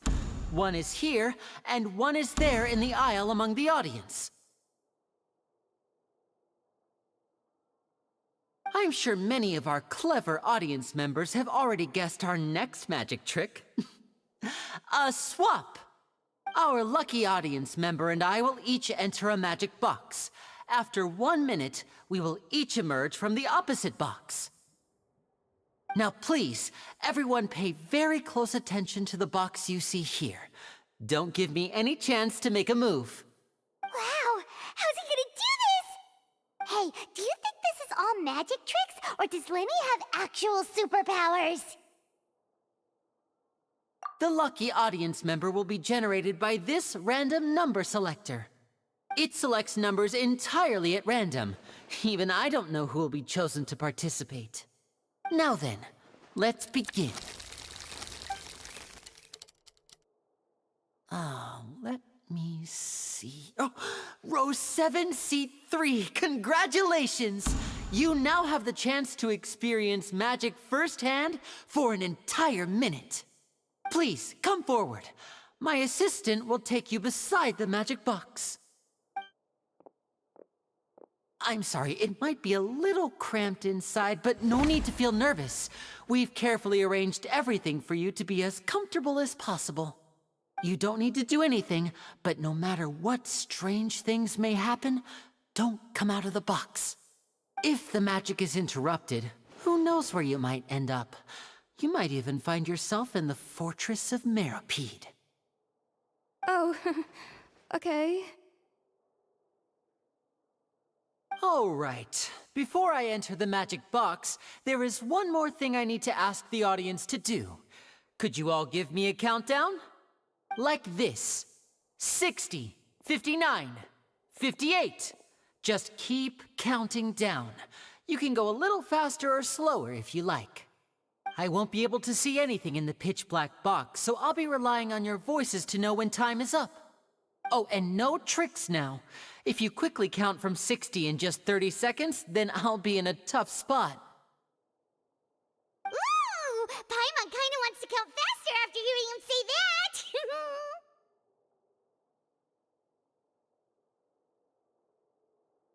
No, that won't do. I can see it in your eyes. You still can't be trusted.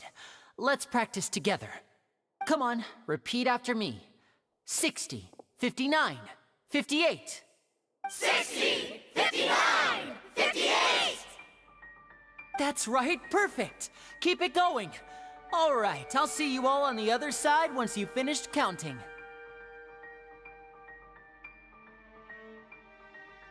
$54, $53, $52? Huh? Why aren't you counting, Nervalet? I am counting in my head. I think things are exciting enough in here as it is. Merely a consequence of my identity and personality. Do not worry about me. Just enjoy the show. Oh, all right. You look so serious that Paimon thought you might be feeling uncomfortable or something. 40, 39, 38! Mr. Linney, are you all right in there? Is everything ready? Yes, I'm fine. I'm just double-checking the direction of the magic.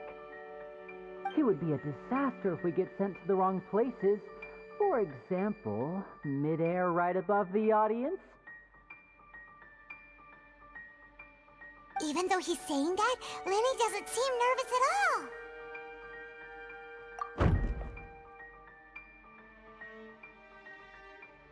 Ah, what was that noise? Did you hear it too? Not sure. Anyway, it doesn't seem like anyone's worried about it. 25, 24, 23! What's wrong, Mr. Linney? I can still hear you moving in there. I seem to have accidentally knocked over a decoration. I'm trying to fix it, but it's pitch black in here. I can't tell left from right. Never mind the decorations. There's no time for that. The show is what's important. No, that's unacceptable. I want my show to be perfect. Don't worry, we still have 20 seconds. Hear them counting? 19, 18, 17! It seems things aren't quite going as planned. I apologize, everyone. It feels like you're all starting to count faster, but that's all right. I know it can be tiring to do such a long countdown. 10 seconds and change is still plenty of time. 10! Almost there now. Whew. Swapping two people is harder work than you might think. Even a master magician like me can't guarantee I'll get it right the first time. Hey, wait! Is this the back one? I can't tell. They both look the same inside. Huh? Nope, that's not it. I'll try again. 7! Hey, slow down! Honestly! 5! 4! 3! Whoops! That doesn't count! 0!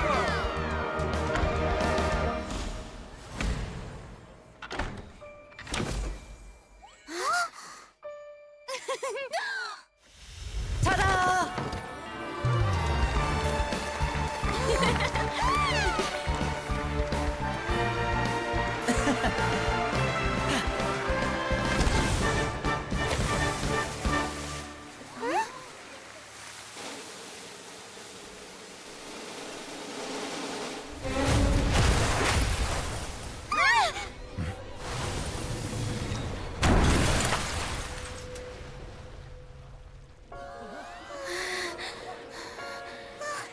What happened?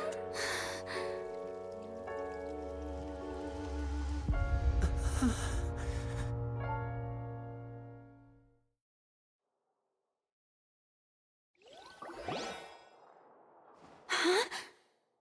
Is this part of the show? Mr. Lenny, you're going to use magic to fix the stage now, right? What happened? Oh no. Maybe this isn't part of the show. The girl was still in that box, right? This performance is over. Medical staff with me. Guards secure the scene and detain all the performers. Seal the exits. No one is allowed in or out at this time. Yes, that's right. If this was just an accident, then we must investigate the cause. But if this was all part of some scheme, then those accountable will not escape the judgment of the God of Justice! No need to be alarmed, you two. We'll get to the bottom of this soon enough.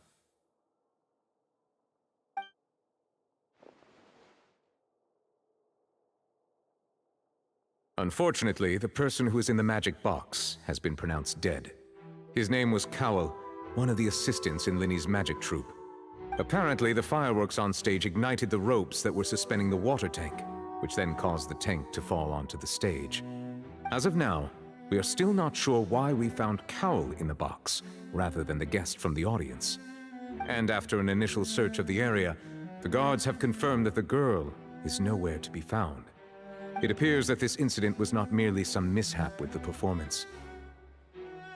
And there are many indications that it is connected with the case of the serial disappearances of young women. The serial disappearances case? That's the case that Charlotte mentioned before!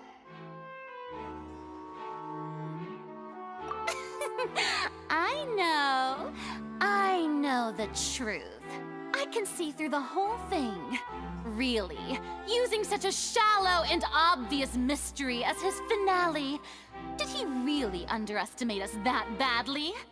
I say that our powerful magician, Mr. Linney, is now the prime suspect for the serial disappearances case. Huh? Why me? This whole thing was an accident. No, this all occurred during your magic show, did it not? The missing girl disappeared after being chosen, did she not? The deceased is one of your assistants, is he not? Now that I think about it, that whole speech about magicians making things disappear was nothing more than a provocation, a bald-faced challenge. That can't be right! How can Linny do this? He was in the box on the stage the entire time! We can even hear his voice! Besides, before the show, he told us that he would like to catch the criminal behind the disappearances! He couldn't possibly mean catching himself! Save discussion for a later time, please. Lady Farina, may I assume that your comments just now constitute an accusation against Mr. Linney and his associates, and that you are pressing charges? Huh? I just think that he... Well, I think it might be a little early to talk about formally pressing charges. But what Lady Farina said just now makes perfect sense. Looks like she's gonna personally deliver justice. A kidnapping and murder carried out under the cover of a magic show. Lady Farina said it all. I mean, of course, my dear people. But what excites me even more than the obvious truth before our eyes is the opponent I'll be facing. That's right. I mean you, Traveler. You'll support Linney, won't you? After all, he was the one who helped you the first time we met. Then there's no problem at all. You know, the Traveler and I already had a duel the first time we met. But with Linney's help, our little duel ended in a draw. But draws really are the most boring possible outcome. So, no more draws. Between the two of us, there must be a clear winner and loser. And what better place to hold such a riveting showdown and decide the true victor than here, on the grandest of stages, the Opera Epiclese. Huh? It wasn't a draw. She obviously lost last time. I understand. Charges have now been pressed, and as such, a trial is in order. Well, Traveler, seems Lady Farina has set you in her sights. But putting her dramatic rhetoric aside for a moment, I would like to ask you, are you willing to act as Mr. Linney's attorney and defend him in this case? Very well. The trial will be held a day from now in the Opera House. Both sides may investigate the scene to build their cases and search for the truth.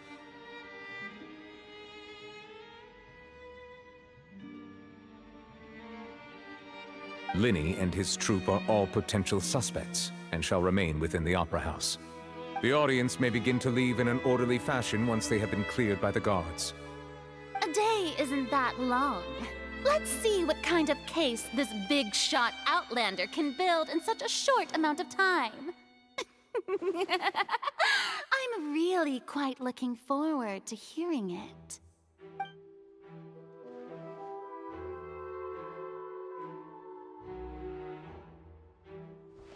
Linney!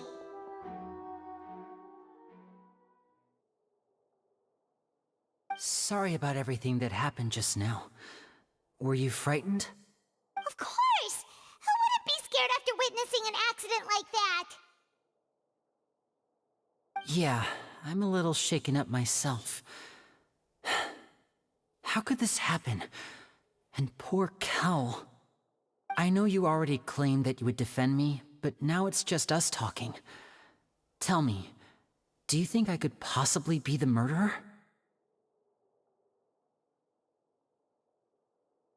I understand. Even I'm not sure what happened, so I can only imagine how difficult it is for you to grasp the situation. I'm sure everyone sees me as the biggest suspect at this point. But if you ask me, the whole thing is mysteries layered upon mysteries, such that all that's left is confusion.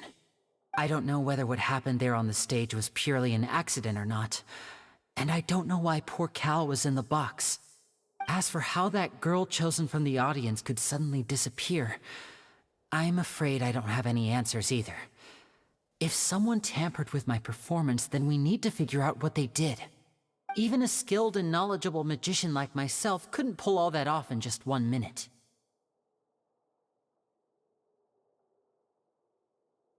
Which is precisely why we need to investigate!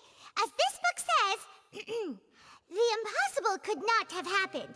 Whatever happened must have been that which is possible. Paimon bought them when we were reading at the bookshop in the city earlier. Pretty cool, huh? Don't worry, Paimon used her own savings to buy them. It wasn't from our travel funds.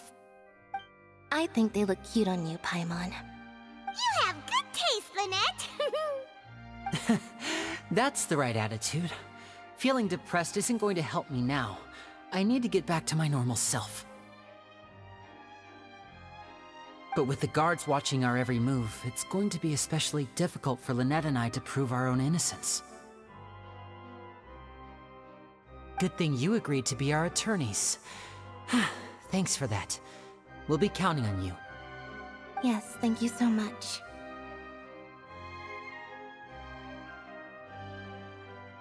Yeah, just leave it to us. Oh, since we're going to start investigating, Paimon has a question first. Where did Lynette go during the performance? Ah, well, I'm afraid that would involve some of our essential trade secrets as magicians. The secrets behind our magic are past saving, Linny.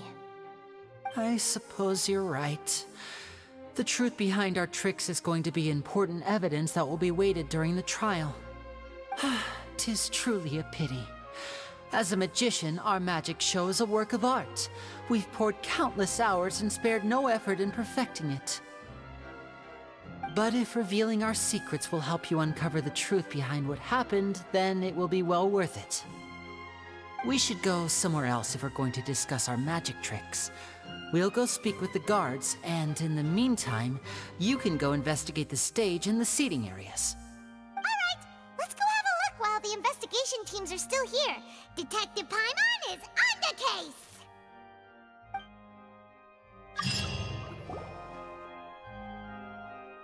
Hello, officer.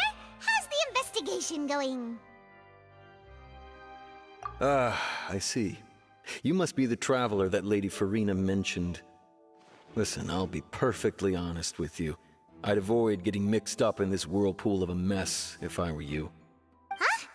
What do you mean? Come with me and you'll see. The deceased is one of Linny's assistants named Cal.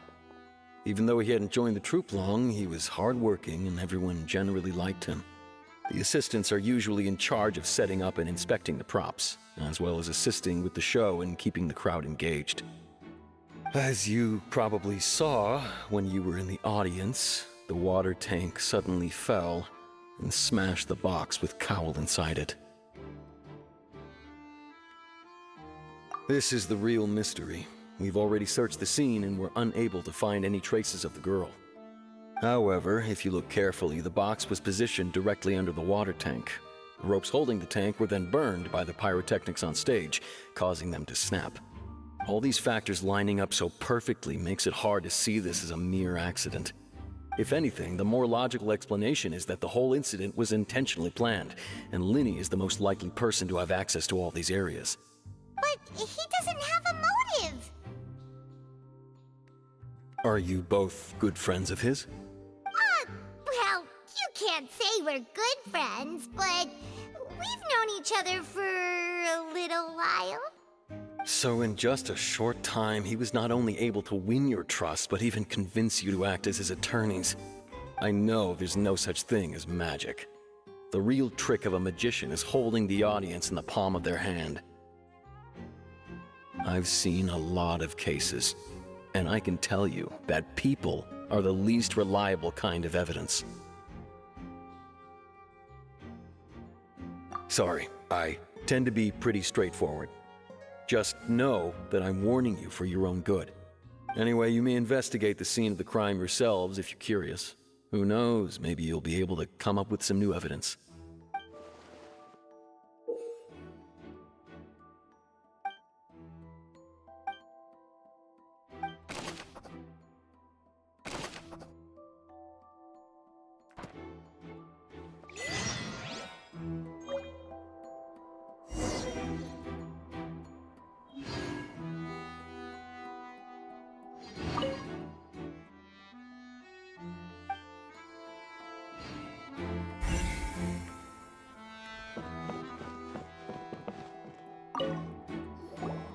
So this is the rope that broke and caused the water tank to fall.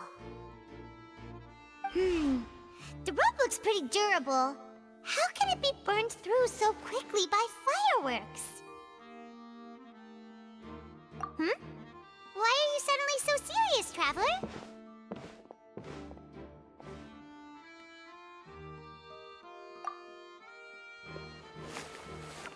Whoa.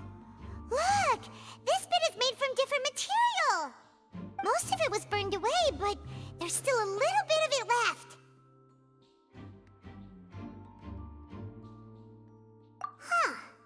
So if a rope meant to hold something was made with that kind of material in it, then that means... Wait! Why don't you write all this down? Let's take notes!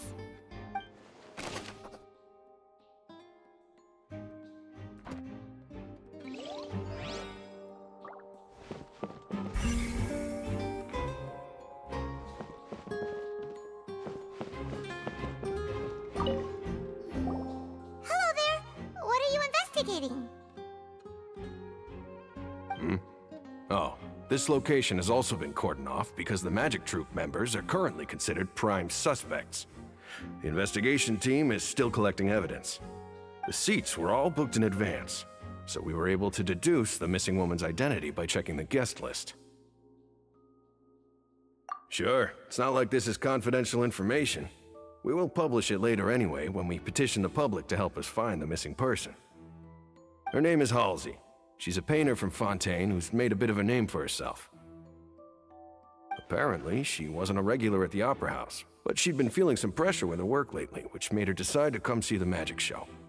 The Magic Troop members all claim not to know her. We have looked into her social connections. It seems that she has no personal grievances or conflicts of interest with the suspects.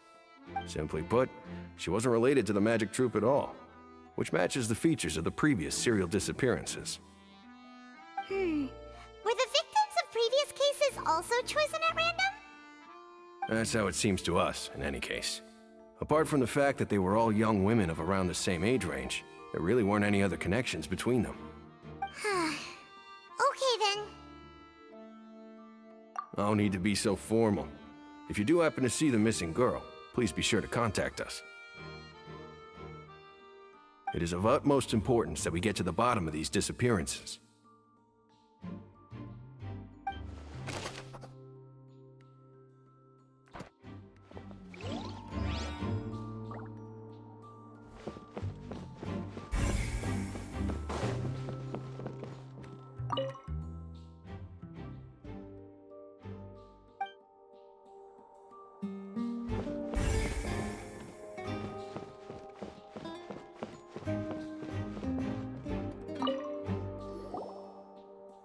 The investigation team has some new findings. Turns out there's an issue with the random number selector after all. See, I told you. What if the machine picked some big guy's seat? You think the murderer would have still made his move then? Sorry to interrupt, but we're helping Linny and Lynette with their side of the investigation. What were you saying about the number selector? There's something wrong with it? You're trying to help them? That'll be a tall order. Linny used the machine to pick a random member of the audience during his performance, right? The lucky girl that later disappeared. Well, we thought there might be a serious problem with the machine, so we had it taken away for further inspection. It turns out that the seat number it picked wasn't random at all. The machine picks that same number every time. I'm sure you already know that you have to make a reservation in advance to get a seat, regardless of whether it's a trial or some performance. In other words, Linny knew who would be sitting where from the very beginning. That much checks out. Linny reserved our seats for us, too. Bet you see why I was saying it'd be tough to make a case for Linny. Even though it's bad for Linny's case, Paimon had better write it down.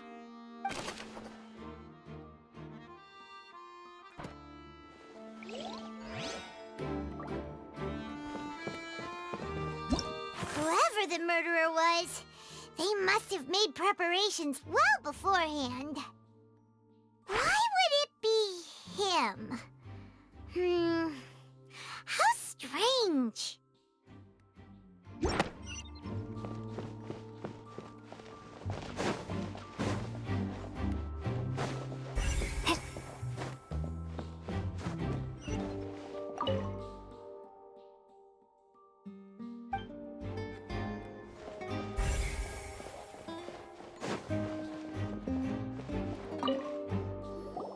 I see that you're investigating the area. Well, it just so happens that I'm interested too. If you find any new and interesting leads, be sure to share them with me, all right? We don't have too many thoughts yet.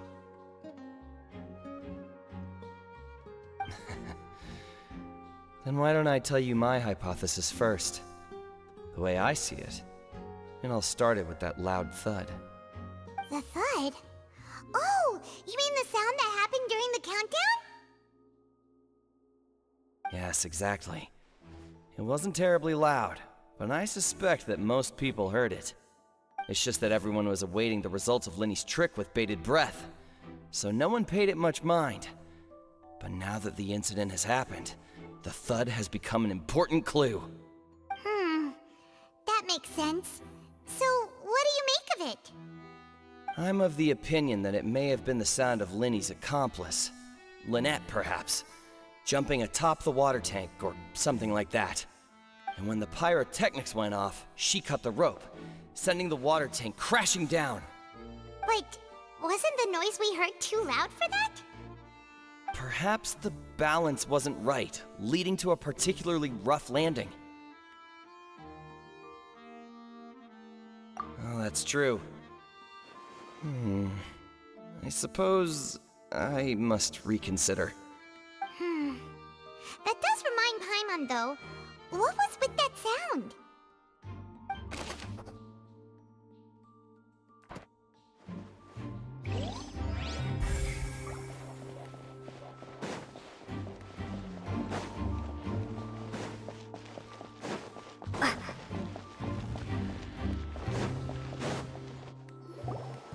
Hey, you! Yes, both of you! Over here! I've been keeping an eye on you for a while now. Huh?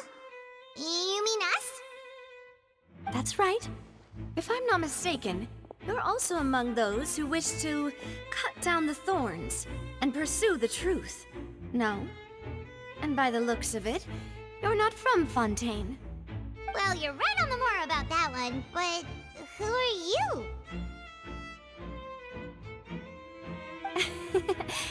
Have you never heard of the Spina di Rosula?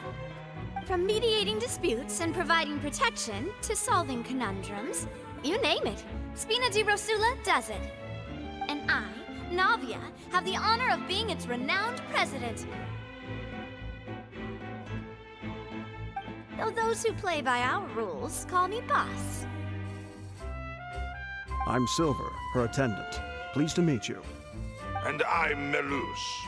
Demoiselle's various daily needs and affairs are under my purview. Huh? Boss? Demoiselle? What gives with the names? Well, I am the second generation president. Malus and the others are still used to my previous title.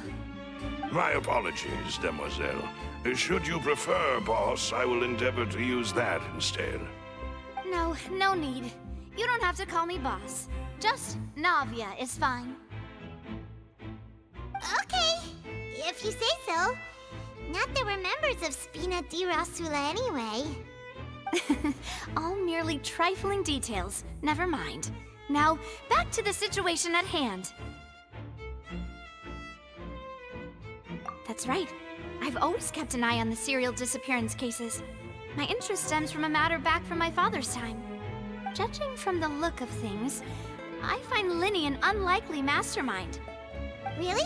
We think so too! That's why we're looking for clues now. But how did you come to that conclusion? Intuition, naturally. My unparalleled intuition. Farina sure was quick to point the finger at Linny without any decisive evidence whatsoever, wasn't she? But that's not uncommon for her. If you remember, the Justice had to interrupt her and ask if she was pressing charges just to keep her from getting carried away. Anyway, a trial begins the moment someone levels charges. And, of course, there was no way Farina was going to back down in that situation. Sounds more like you just don't trust the Hydro Archon. Well, what's your opinion? I must admit that she can be interesting at times, but liking her doesn't mean that I'll blindly agree with her. All right, I've answered your question. Now, it's time you answer mine. Wait a minute! Did that answer count? Well, I say it does. But don't worry, you won't hear any pointless questions from me. In your opinion, do you think it's right to treat a trial like it's an opera?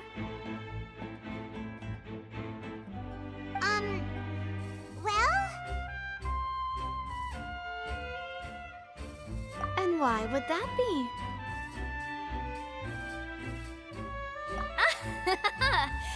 See, Silver and Malus? I told you they'd be different. Most astute of you, Demoiselle. I too think that the Traveler's response was most excellent. No matter how wonderful the script or how fervent the audience's expectations may be, the trials that go on stage here must be based in fact. And if that can be done, boss, then... All right, that's quite enough, Malus. Anyway, I like your answer. You passed with flying colors. Now, I need to make some preparations, following which our joint investigation shall commence. You two shall be my assistants. Wait! Since when did we become assistants? Oh, well, I can be the assistant, sure. Or your companion, if you like. I'm really not that fussy. That's more like it. Far be it from me to brag, but I believe that Demoiselle's intuition will be instrumental in uncovering the truth. You wish to save a friend from false accusations, and we wish to unravel the disappearances. In this sense, our goals are aligned. You have a point. You're quite the talker, aren't you, mister? And what about you over there? What do you think? You seem like you've got something on your mind. I have nothing to add. Oh, alrighty then. We'll be making some preparations first. Just be sure to let us know if they start revealing Linny's tricks. Thanks!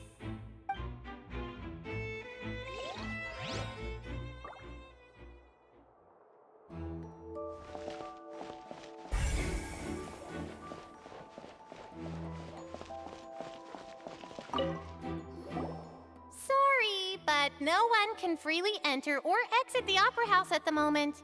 If you wish to leave, you must register your identity with us first. No, we're not leaving. We're representing Linny and Lynette as attorneys, so we're investigating the case. Were you always guarding this entrance? Yes, after the Chief Justice gave the order, everyone coming in or out must undergo a strict inspection. So, the missing girl couldn't have left from here, at least, not from that point on. I doubt there was much opportunity then, either. How can you be so sure, Well, because I was in charge of security near the entrance at that time. I couldn't see Linny's performance from here, which was quite a shame. Just my luck. But still, I did not abandon my post, and I stayed put no matter how loud the applause was. If someone had so much as even approached the door, I would have noticed it, let alone if they had tried to leave. We Melazines are good at that sort of thing, you know. So, it's safe to say the girl couldn't have left through here. Alright, thank you for your help. This'll be useful info.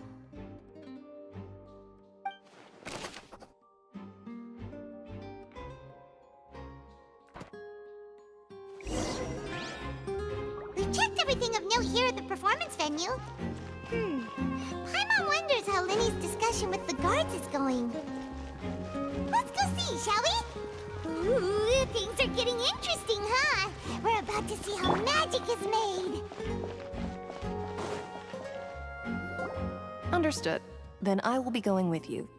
Just so you're aware, I will be monitoring your actions and making notes as necessary. Very good. Thanks for being so agreeable. I'd pull a rose out of my hat as a gift for you if I could. You may spare the pleasantries. I'm just doing my job.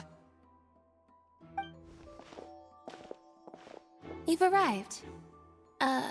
Who's this? Me? I'm Spina di Rosula's guardian angel. If you've got a problem, I've got the firepower. Sorry, I got a little carried away there. Call me Navia. I'm a partner of theirs, and will be helping investigate this whole situation. And these are my companions. Would you mind if they join as well? Fine by me. Oh, new helpers? I would be most grateful. Well, let's just say we're tagging along. It's not every day you get to see the secrets behind magic performed on such a large scale. I appreciate your kind interest. Come with me. We'll be heading below stage. Huh? Below stage? Yes, a world of secrets is hidden beneath this magic box, prepared specifically for this switcheroo trick. But before I reveal everything, you should have a look first. Notice anything strange here?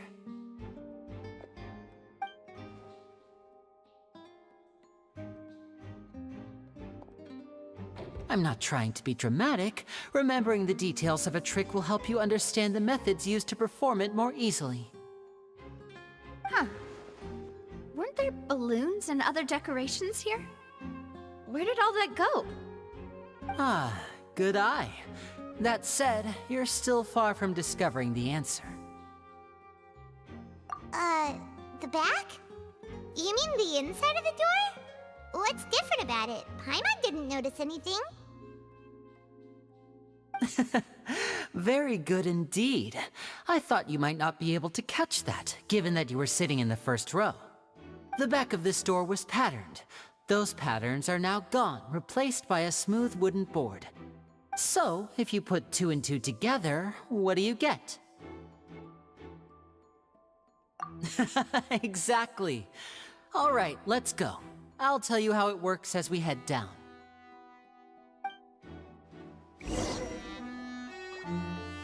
Oh, so there was a passageway under the magic box!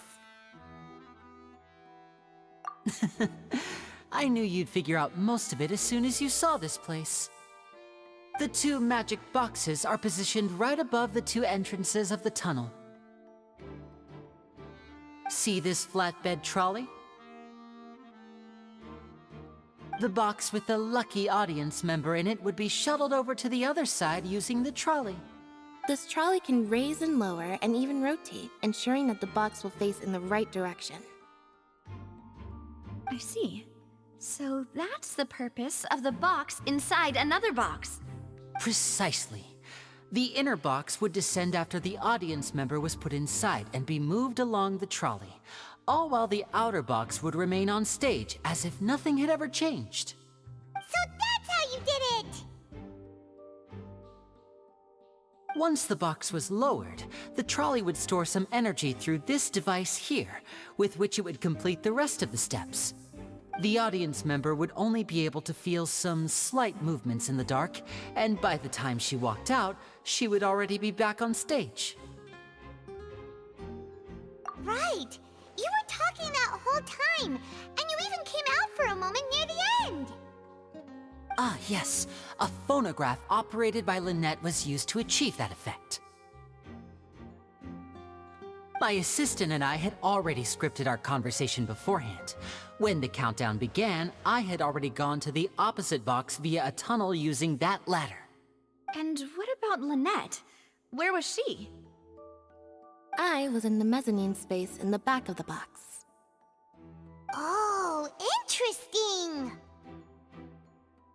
That's how we were able to coordinate Linny's lines with the assistant. And, by the way, I was the one who walked out of the box at the end. I mean, we are twins. All it takes is a change of clothes and no one can tell who's who. And that's my favorite part of this trick. Only Lynette and I can perform it. So that's how it all worked! Wow! Every detail you revealed was more amazing than the last! Lynette would briefly walk out of the box and then go back in, jumping into the tunnel and escaping before the box on the trolley could finish ascending. And then I walk out of the other box in the audience area, and the trick would be complete. The operative word here being would. But as you saw, Cal was in the box, not our audience member. She, on the other hand, mysteriously vanished. We really don't know how that happened. If not for that interlude, this would have been an astonishing trick. I probably never would have figured out how you pulled it off. And yet, to think that someone was able to use this magic trick to commit a crime. Could we have a look around? I think we can come up with some more leads. This is the scene of the crime, so Linny and Lynette are not permitted to stay here. I'll escort them back up. Yes, of course. No need to be so strict now. I won't disappear into thin air, you know. Thanks, everyone. We're counting on you.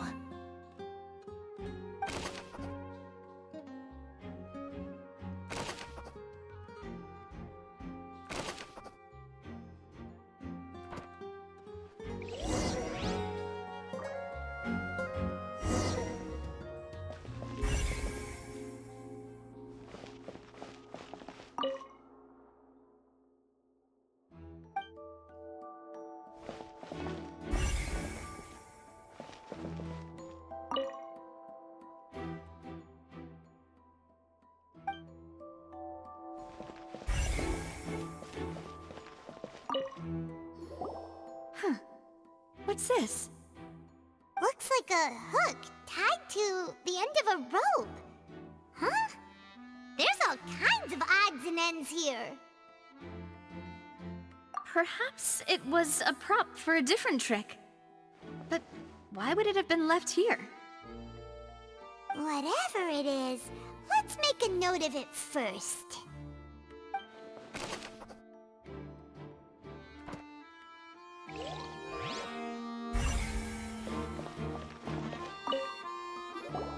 The floor is wet. Please be careful not to slip. Speaking of which, why would there be water here? Oh! Paimon knows! It's one of those tricks where you pour water into a jug and then flip the jug over only for the water to disappear? And here's a broken vase. Huh. Did the trolley knock it down while moving? That can't be. The trolley moves along tracks from start to finish. It couldn't have hit the vase at this distance. Let's note this down too and think about it later.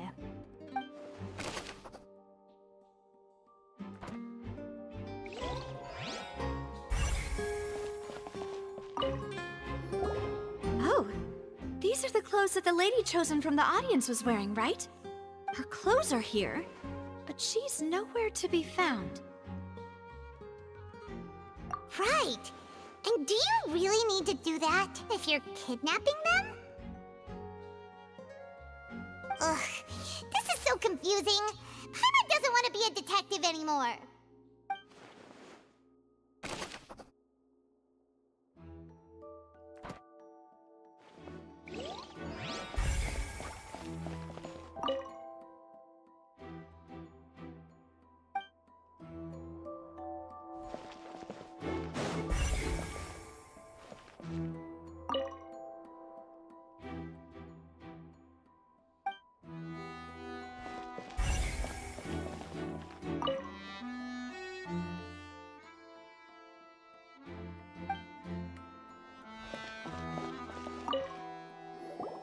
What is this place? It seems someone could fit through here. Huh. Could this have been the suspect's escape route? Alone, perhaps. But if they had to pull another person with them, the space would be too narrow. But there are no other ways in or out of here. Oh, you're right! Let Paimon write that down.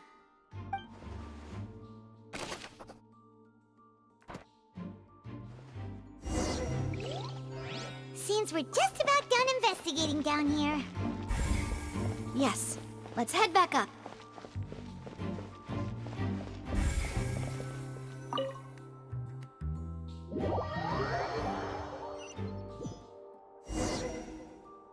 Well, we've ascertained the state of the crime scene. Let's find a place to sort out our findings once Malus returns. It seems to me that there are several things that don't add up here. Apologies for the wait, demoiselle. So, what did the guards say? Did the criminal escape through the vent? They believe the odds of that are very low, since the vent leads to the Opera House's basement. The guards have checked the area carefully. No one left through the basement during the performance or after the incident, and no one was found hiding there. So the tunnels become like a secret chamber then! You know, like the kind you usually see in novels! The plot thickens. Halsey's disappearance and Cowell's death are both quite inexplicable. No wonder Farina was so confident in her accusation. All the current evidence points toward Linny and Lynette.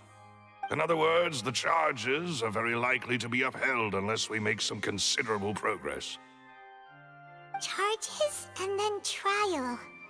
So if the charges are upheld, they'll announce a sentence? That's right. This is how a trial goes in the Opera House. During the proceedings, the Chief Justice and the Oratrice will hear statements from both sides. That's right. This is how indemnitium is produced. The statements from both sides, the defenses from attorneys, witness testimonies, and even the audience's emotions will all be projected on the Oratrice. To put it simply, it's as if the Oratrice has its own will, and is a judge in its own right. This also precludes any kind of favoritism on the part of the Chief Justice. Not that this has ever happened anyway. Once both sides have finished speaking, the Chief Justice will make his final decision.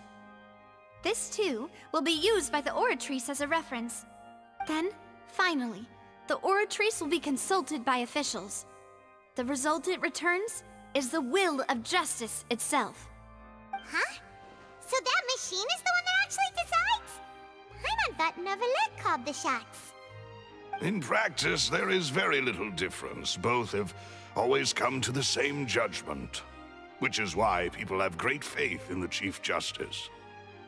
Ah, yes, the guards also asked me to convey that none of us will be allowed to leave this place before the trial. Because we've chosen to act as the twins' proxies. That makes us persons related to the case. They're concerned that we might be colluding with outside parties, or that we might find outside help to disrupt the case. And even if that were not so, it could prove problematic if we happen to spread key information about the case ahead of time. I'm ready to break out at any time. Whoa, whoa! There's no need for that! Paimon thinks they have a point! That said, are they providing food? Of course. I just hope you don't mind the lack of options. I'm afraid that catering to all tastes is not in the cards, nor is any guarantee of balanced nutrition. In that case, let's just sort out our findings together here. Pity. I was hoping to take you to try some of Fontaine's famous desserts, too. I mean, what better way to properly think through our findings than over some tea and sweets? Huh. Breaking out suddenly doesn't seem like such a bad idea after all. Just kidding, just kidding. Paimon will still do her best, even if there are no snacks. What do you mean, no snacks? Of course we'll have snacks. If we cannot buy some, then we'll simply make some. Huh? Here? But how? Understood, Demoiselle. Everyone, please come with me.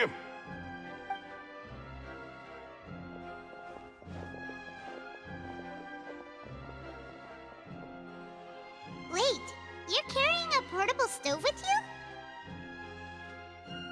Yes, I must be prepared to meet the Demoiselle's baking needs whenever the fancy strikes her. I have eggs, sugar, and almonds at the ready. Good work, you two. Then I'll get to it. Please sit tight for a moment. You'll get to taste my awesome snacks soon enough. These three are quite the interesting group.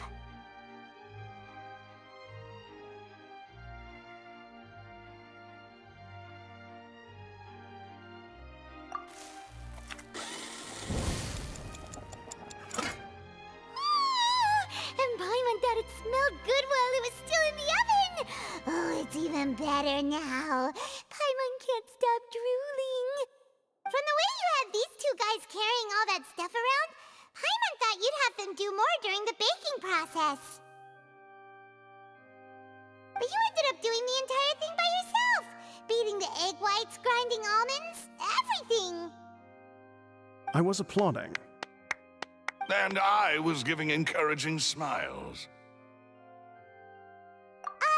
Paimon was just thinking, aren't you worried about getting your fancy dress dirty beating egg whites and baking like this?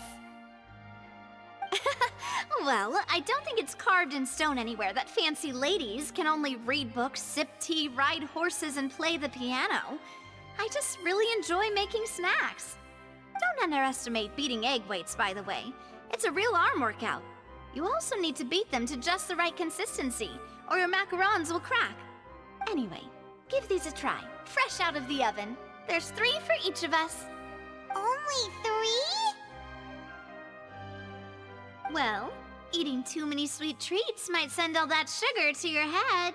You wouldn't be able to think clearly about the case on a sugar rush, would you? Tea is ready to be served as well. This is Demoiselle's favorite, strong black tea with a floral fragrance that clears the mind and lifts the spirit. No need for concern. I'm merely doing as I should.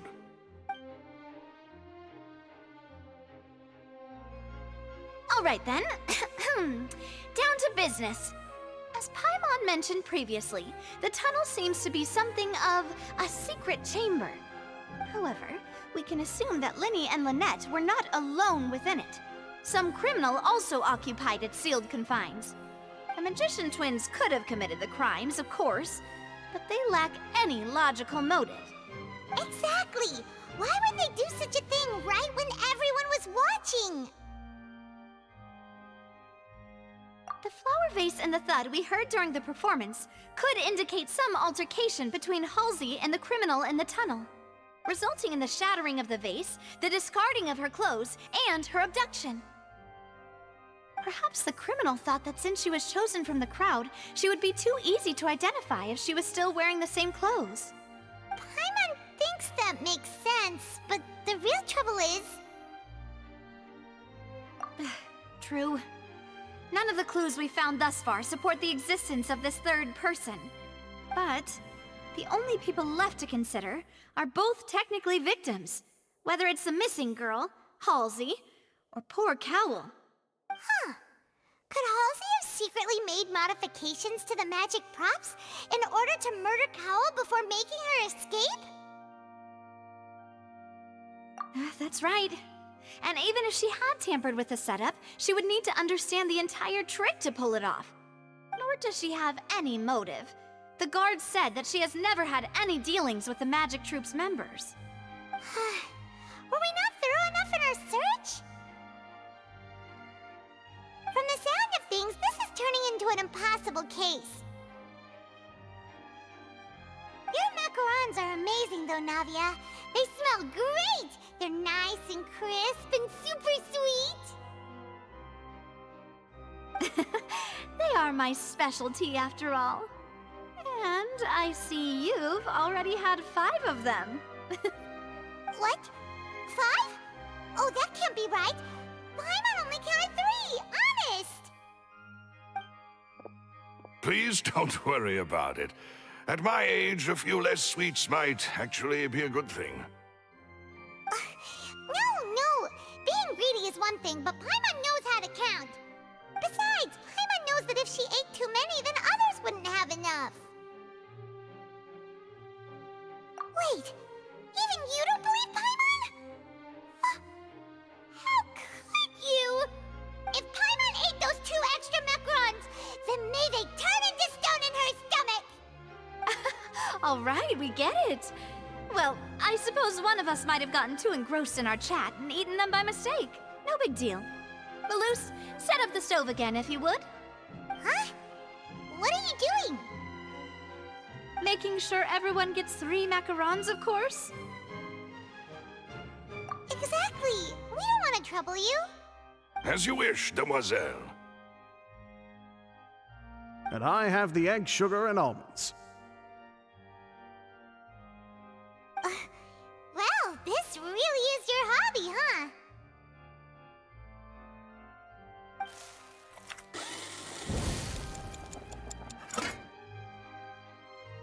Well, that's it for snack time. I'm going to have another look around the area. I don't know what we're looking for yet, but we've still got some time. As attorneys, I suggest the 2 of you think the case over again. It would be awkward if you got all tongue-tied on stage during the trial.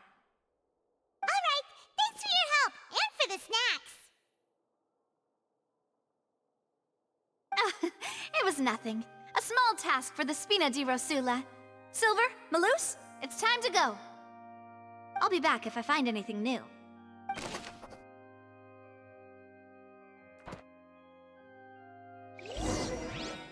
All right, it's time to put our heads together. We've got to get our defense ready for the trial. Oh, it's probably gonna be a long and difficult case. There's no point in worrying about that now. We just need to prepare. Here, take Paimon's notes. They should help you review the situation.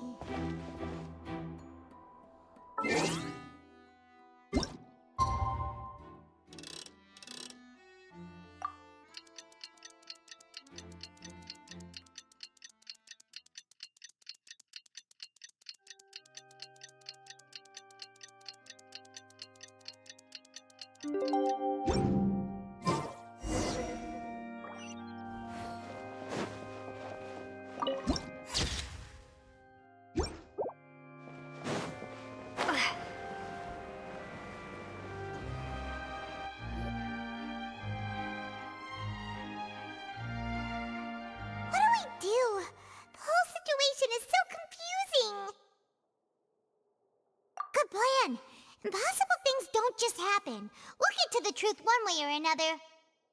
Just relax. Even if everyone else suspects Lenny and Lynette, at least we will be supporting them from the stands. Besides, I doubt Farina understands any more about what happened than we do. Thanks, Navia. Well, we'll be going then. Best of luck to you.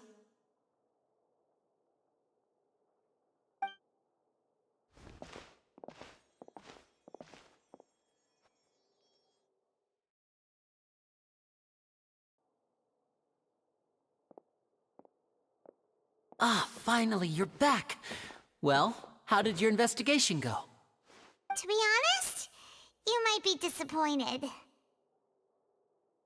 No. We're already very grateful that you were willing to help. Well now, don't you all look disappointed. Don't tell me that your investigation came up empty-handed. That was to be expected, of course. The guilty can never produce proof of their innocence. But don't let that stop you.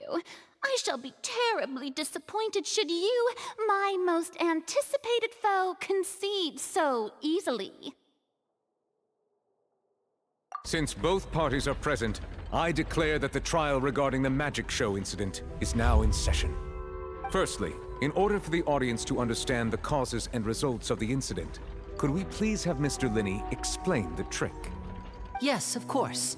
I will explain while Lynette demonstrates on stage. All the necessary items have been prepared.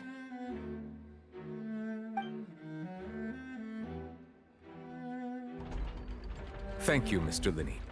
In that case, I take your statement to be that you ran to and remained hidden within the magic box in the audience stands once the trick began, and thus could not have committed the crime. Is this correct? Yes, that's correct, Your Honor. In that case, I call upon the prosecution. Lady Farina, do you wish to refute his statement in any way? Why, of course I do. Allow me to take the first shot and break this case wide open. Mr. Linney is clearly lying. There is no way you could have been in the box the whole time if you were to abduct Halsey and murder Cowell. In fact, I'd say you were hardly in that tunnel at all. That is simply your hypothesis based on the presumption that I'm guilty. Oh, is that so? And if I may ask, what did you hear while you were inside your box? The roaring countdown of the crowd, of course. That's how I kept track of the time and built anticipation for the finale. And you didn't hear anything else at all? Nothing that might leave an impression of any kind? No, nothing. I see. But when the count reached 30 seconds or so, there was a thud. One so loud that I believe practically everyone heard it. Huh? Hey, hang on. Something's not right here.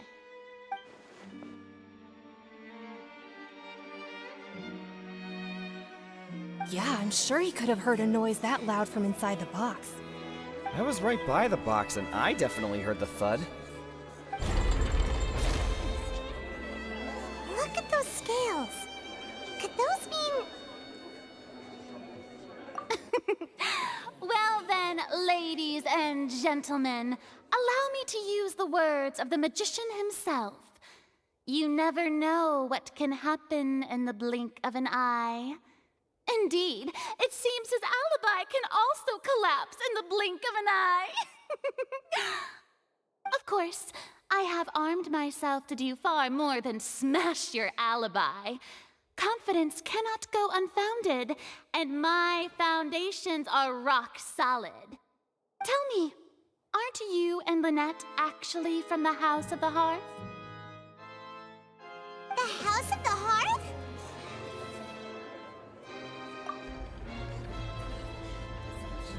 No wonder they did something like this. So the serial disappearances were the Fatsui's doing. Now it all makes sense. I've got a feeling that what happened on stage probably wasn't just an accident.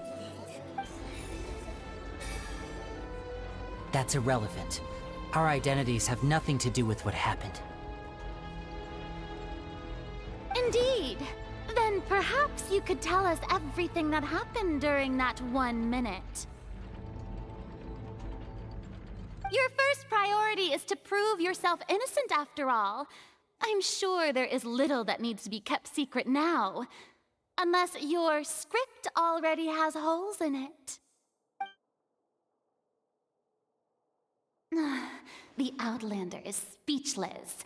My, oh my, don't they look flabbergasted?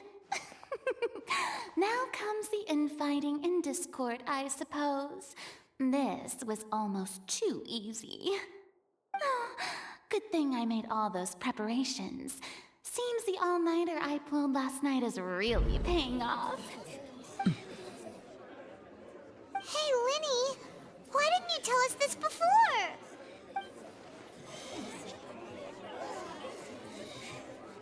Order! Order! Mr. Linney, allow me to re-establish the facts. Lady Farina has raised 2 points. First, when the thud was heard in the Opera House, you were neither in the box nor the tunnel. Second, you and Ms. Lynette are both members of the House of the Hearth. Are these claims true?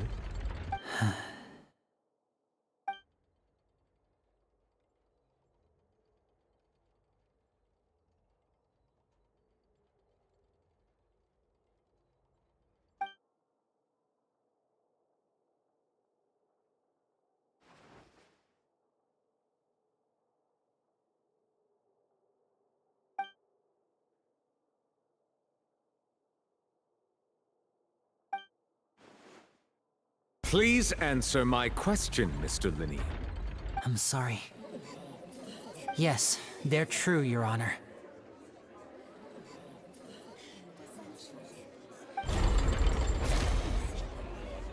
I knew it!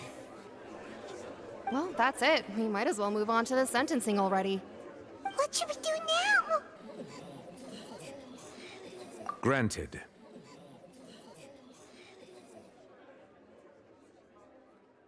In that case, what is your request? Is that really necessary? They're already as good as guilty. The defendant deceived their own attorneys. What is there left to discuss? Order! Order, I say! Your request is reasonable, and we shall adjourn. This trial will reconvene in 1 hour. So you would stick to Mr. Linney's defense even after knowing what you do now? You certainly have more professionalism than I thought. In that case, my dear audience, let's allow the joy of victory to steep for a little while longer.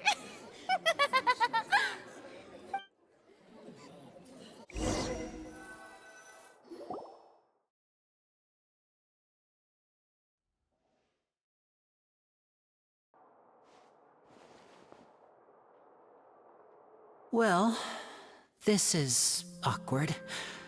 I didn't think the Hydro Archon would dig all that up. I'm sorry, Traveler and Paimon.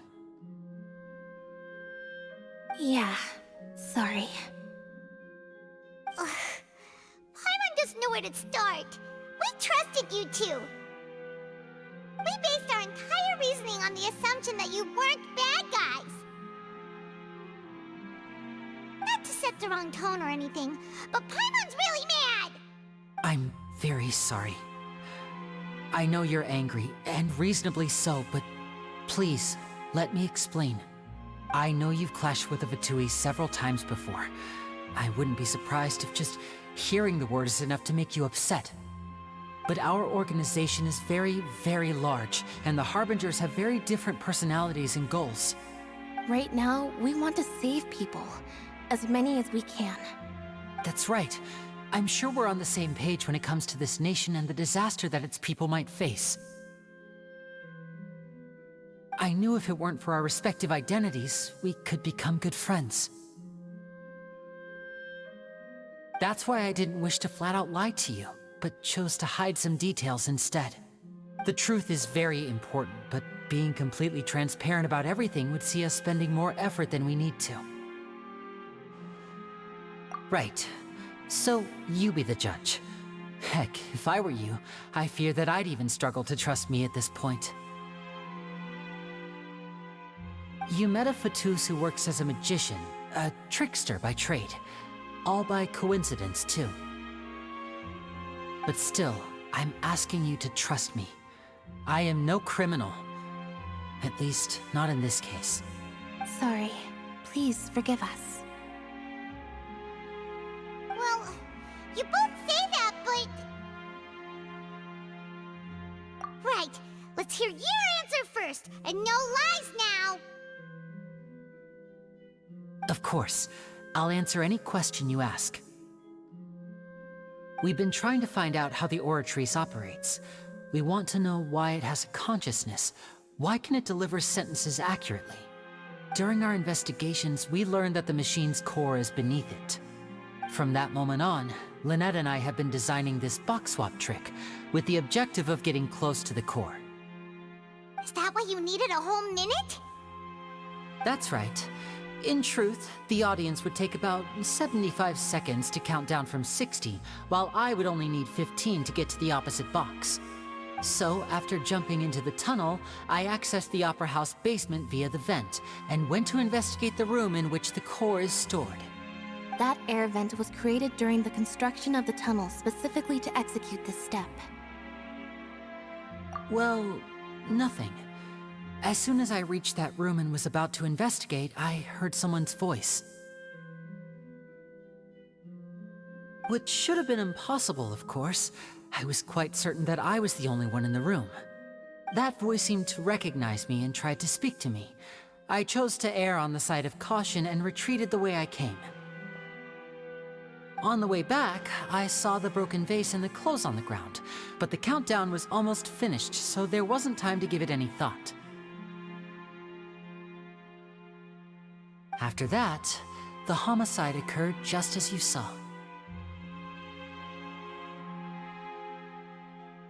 Well, that explains why you didn't hear the thud. Because of that prophecy I told you about, of course. We must know all we can about this nation's secrets in order to deal with that prophesized crisis. That's the only way we can save everyone. So, there you have it. The whole truth. I swear, I didn't hide anything from you this time. It was never my wish to proceed under this cloud of mistrust either. But like I said earlier, you can be the judge. If you want to leave because you don't trust the Fatui, there's nothing I can do to stop you. Well, Traveler, you decide. Paimon will follow your lead however you choose.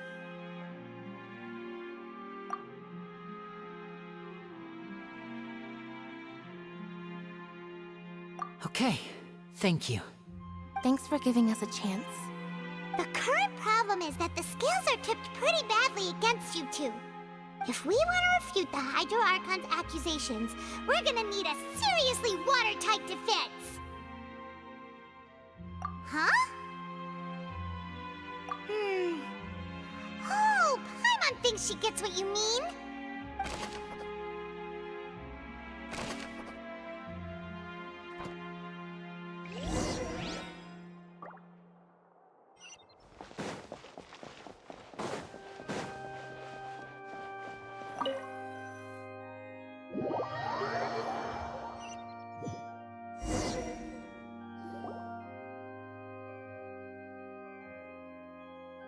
Both parties have returned to their positions. Let us continue the trial. When last we left off, Mr. Linney acknowledged the new evidence presented by Lady Farina as fact. Therefore, Lady Farina may continue stating her reconstruction of the events.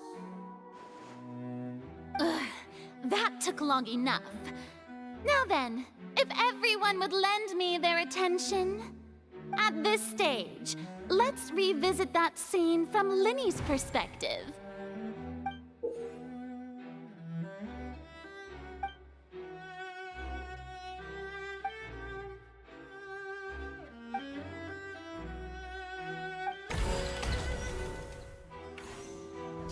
As the countdown began, he entered the tunnel. When the flatbed trolley passed, he opened the box and got into an altercation with Halsey, which caused the loud thud. He did not realize that this sound could be heard by everyone in the Opera House, which is why he claimed earlier that he could not hear the sound. Finally, he used the vase to knock her out, before making her change clothes to prevent others from recognizing her. At this time, Cowell arrived in the tunnel, having heard that strange noise, and caught Linny red-handed. So Linny proceeded to knock him out too before stuffing him into that box. Afterward, Linny passed the unconscious Halsey to his accomplice through the magic box in the audience stands, before operating the devices such that Cowell's death would be ruled an accident. And there you have it. That's the truth behind what happened. Does the defendant's side have any objections to Lady Farina's description of the events? The key to refuting Lady Farina is the order of events. What Linny experienced and what he saw.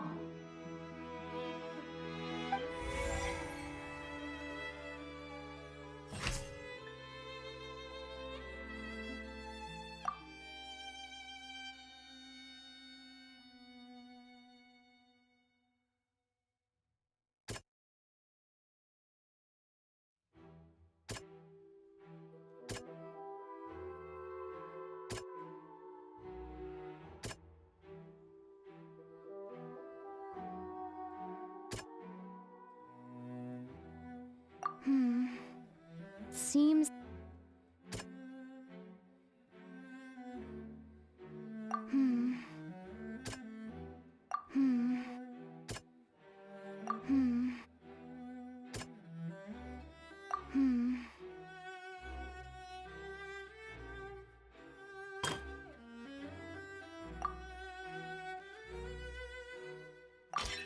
According to Linny, he left via the vent after entering the tunnel. He couldn't have had that altercation with Halsey.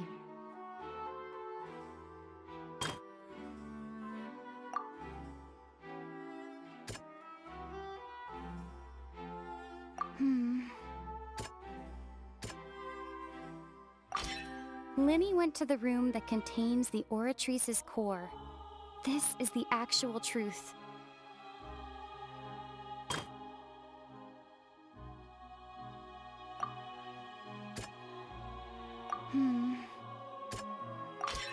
Linny did not take part in the underground altercation. He only witnessed traces of the aftermath. Attention! Ace Detective Paimon has something to say! When the countdown started, Linny did indeed go into the tunnel. But he immediately used a vent to access the Opera House basement, which is where the underground core of the Oratrice is stored. Once he reached that area, he heard a voice in what should have been an empty room. Since he felt something was amiss, he returned immediately.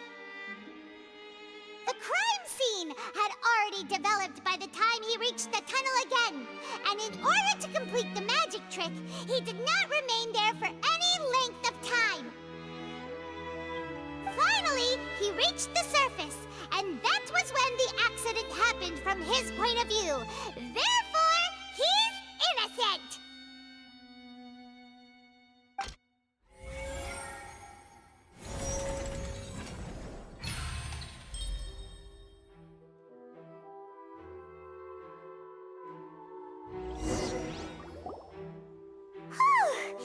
Paimon did it! Paimon actually managed to say all that! Oh, wasn't it awesome? In other words, you believe that he knew nothing of the incident? That's right! My reasoning? If that's the case, then if Cowell hadn't entered the tunnel, who was the entire setup meant to kill?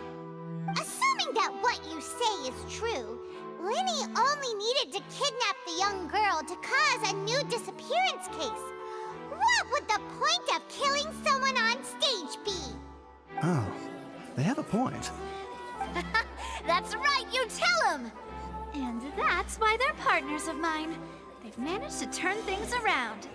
Oh, well, your denial is very strident, I'll give you that. But what proof do you have to back your claims? Of course I do. If he had been in the magic box the whole time, how could he have not heard that sound? Why do you ask?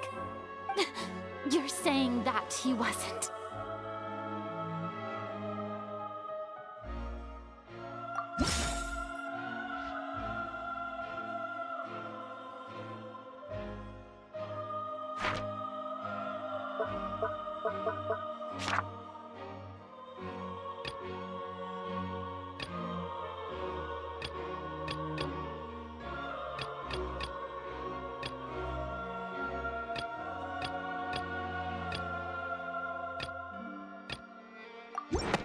Sure we don't need to give this more thought. That's right! Lenny wasn't in the box or in the tunnel. That's why he didn't hear anything strange during the performance. This means that when the crime happened, Lenny had already entered the basement via the vent. The same clue you used to disprove his alibi has now become the best proof! How do you like that? Well played. To think you'd use such logic. Well then, if it wasn't Lenny who committed the crimes, then who was it?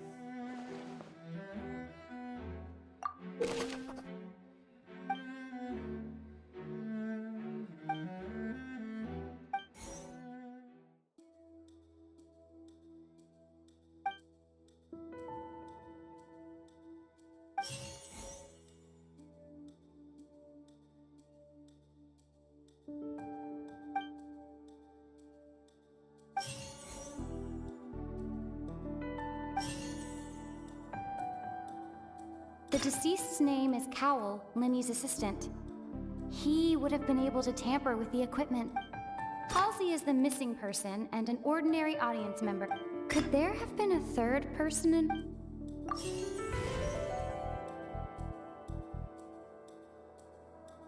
Halsey is the missing person and an...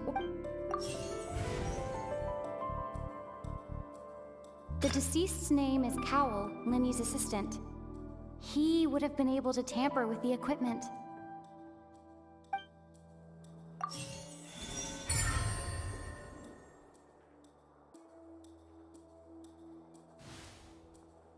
Huh? That can't be right. Are you serious? The killer was, in fact, Cowell, the deceased! Oh, is that so? How interesting! Let's hear your reasoning then. What I must do next is recreate the truth. What Cowell did, and how he went from would-be perpetrator to victim. No one entered or left the Opera House through its entrances. Halsey's clothing was in the tunnel. The sound we heard may have come from a... It would have been tough for both people to fit into that.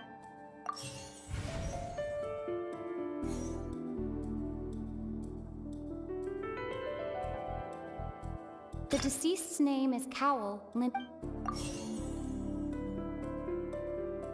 No one entered or left the... Halsey's clothing was in the tunnel.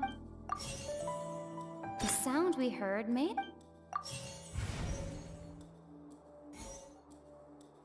Halsey's clothing was... The sound we heard may have... It would have been tough for both... Lenny was not in the tunnel. Lenny was not in the tunnel. The deceased's name is... No one entered or left...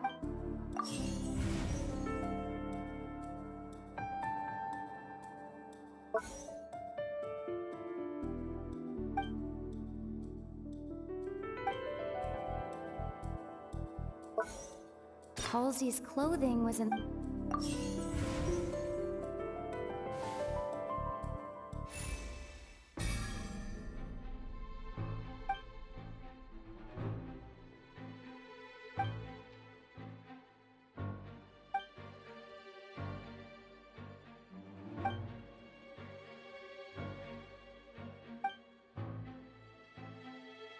What's wrong, Traveler?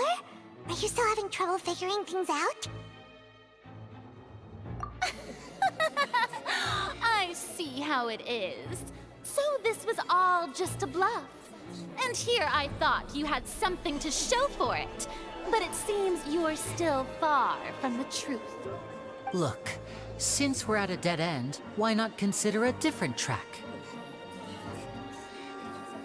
Just like the trick as it transpired, the end result must have been utterly different from the magician's initial design. If only we knew how Halsey disappeared. Well, that would be nice, but the tunnel only has 3 exits, and none of them seem very likely. And it's not like this is a magic trick where you can just make a real live person disappear. You know, like you did from that water tank, Lynette.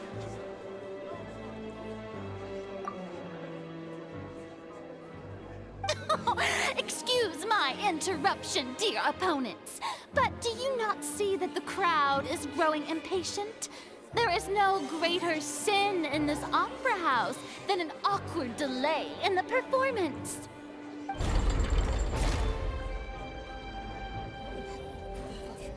If the defense is unable to make further effective arguments, we will move on to the next stage of the trial. Lenny was not in the tunnel at that moment, which gave our criminal ample time.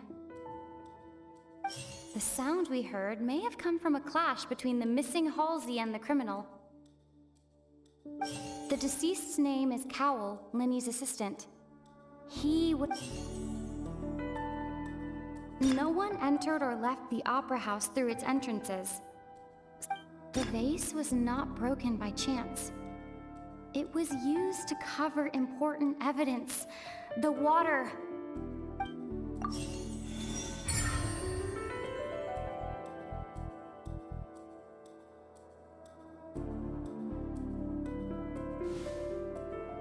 Oh, Paimon gets it! It all comes together if Halsey disappeared instead of being kidnapped. Lynette escaped from the water tank, vanishing gradually and leaving only clothes behind.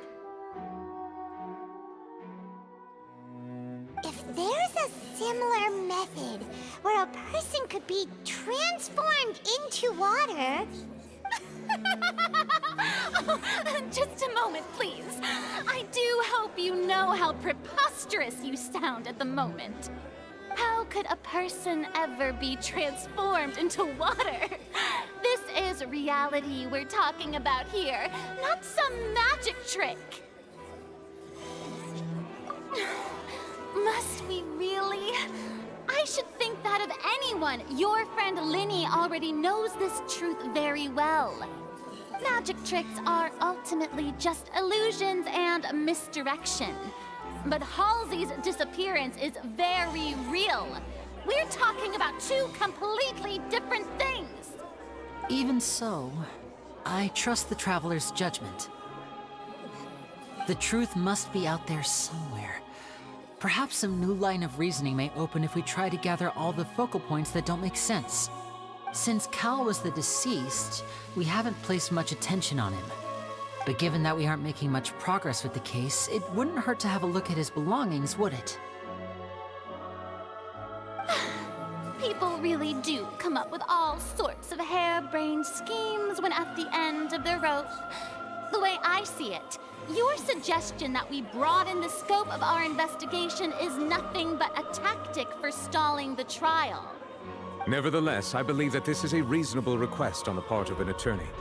Since the trial does indeed appear to be at an impasse, I believe that additional evidence may help us make more progress. Guards, please step into the lounge and examine the personal effects of the deceased Cowell. We are still examining the items, but we have already made critical progress that we feel must be shared with everyone post-haste. We discovered several test tubes of fluid within Cowell's baggage, each labeled separately. The notebook in his backpack claims that these fluids are water from the primordial sea. The primordial sea? The note's contents also indicate that Cowell belonged to an organization that sells illegal drugs and that he had an accomplice. The notebook has many entries concerning safe usage of these fluids, in which the keyword dissolve appears many times. One of these tubes was labeled Opera Epiclese, along with yesterday's date. It is empty. The notes also state that these dissolution properties work exclusively on people from Fontaine. It's likely that Halsey was chosen as some sort of test subject. As such, we believe that the defense's hypothesis is, in fact, supported by sufficient evidence. You've got to be kidding! People dissolving into water? Could something so ridiculous actually be true? Wait a moment. This reminds me of a certain prophecy, but it's just a coincidence, isn't it? Huh. If people can become water, does that mean that the water tank's real use was as a means to hide water stains? And if Cowell was targeting that girl... Wait just a minute. Could that mean... You two, with me, quick! Demoiselle, wait! What about your partners? Let's go. Just trust me. Order! Order! It is undeniable that further examination of the deceased's personal effects has yielded some surprising results, but we cannot yet verify the veracity of these clues. Still, let us assume that these clues are indeed authentic, albeit with the understanding that Ms. Halsey has yet to be found. Guards, please continue examining the items along these lines. Mr. Linney, it appears your hypothesis is supported by the evidence, so please continue speaking. Of course. Thank you, Your Honor. If we uphold this hypothesis, I believe that many of this case's seemingly unrelated clues can be connected together. Right! Like the metal hook! That one didn't make sense at all. Let's think about this.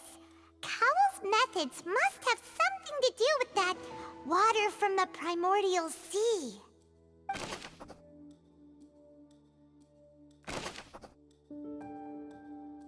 Now it seems like the hook rope was not meant for another magic trick, but was instead some form of triggering mechanism. The water from the primordial sea should already have been prepped before Halsey entered the magic box. Lynette was in the magic box on stage the entire... I remember there was something else. The deceased's name is Cowell, Linny's...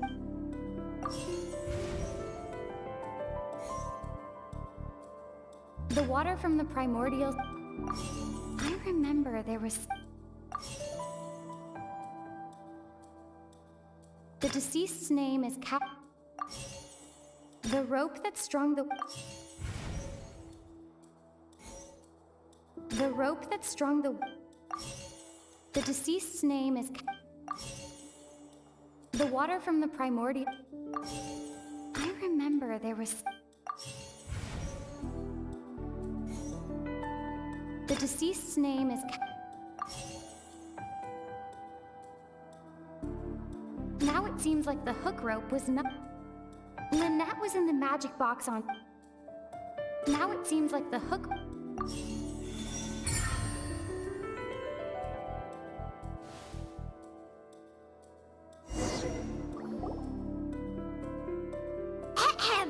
It's Ace Detective Paimon's time to shine again! In the original plan, Cowell would tamper with the water tank rope and the number selector securing his target. When the magic box containing Halsey was lowered, the metal hook would retract gradually and pierce the balloon at the top of the box. When the balloon attached to the box popped, the water from the primordial seed inside it would pour down and dissolve Halsey. After Afterward, Cowl would enter the tunnel and break the flower vase to conceal the water inside the tunnel, with the remaining evidence being covered up by the water tank on stage. But he encountered something unexpected in the tunnel, and wound up being fatally hit by the same water tank he meant to use to cover his tracks. Huh. That does make sense. That actually links together a lot of the more confusing pieces of evidence.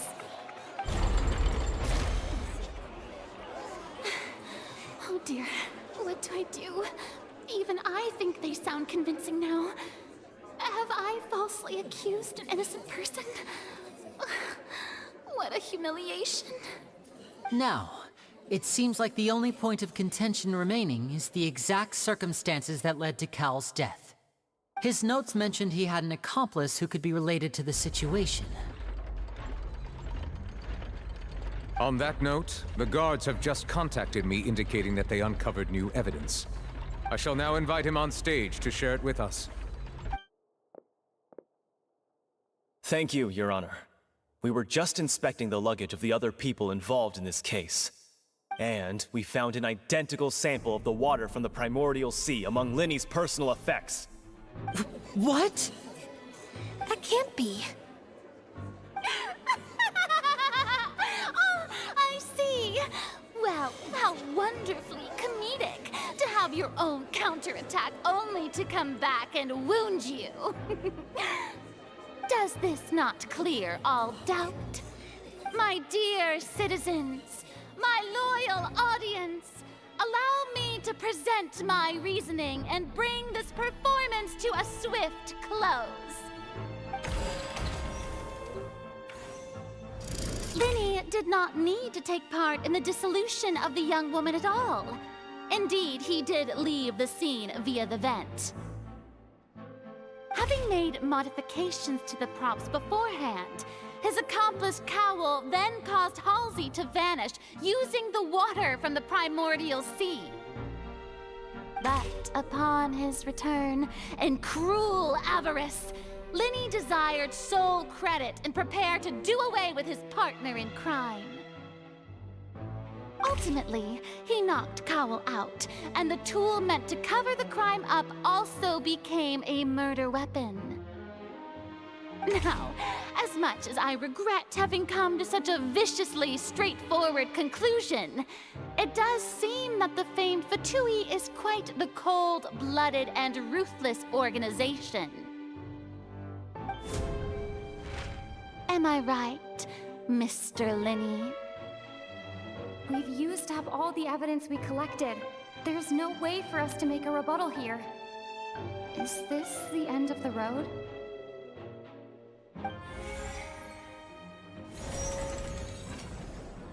Oh no!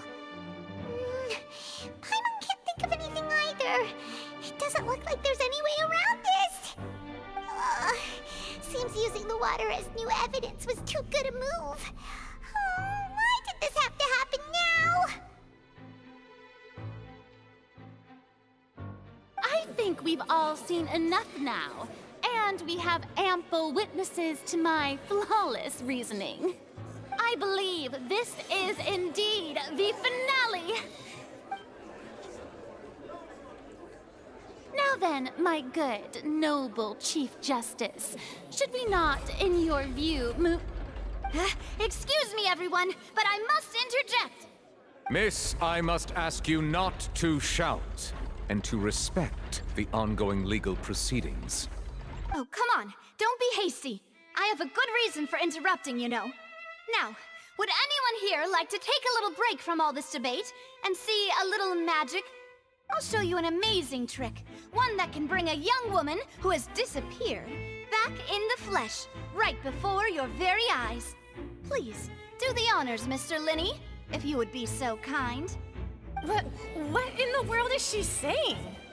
No offense, miss, but miracles like that are beyond my scope as a magician.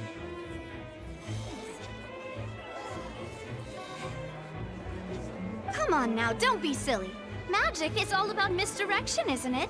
It often conceals the truth while presenting a fascinating illusion. But Once everyone believes the illusion, can't magic reveal the truth to them once again? And wouldn't such a trick be the most marvelous finale to today's performance? Come on, Lenny and Lynette. Give it another go. Don't worry. Spina di Rosula has made the necessary arrangements on your behalf. But as the magic makers and stars of the show, I think I should leave the final performance to you. I understand.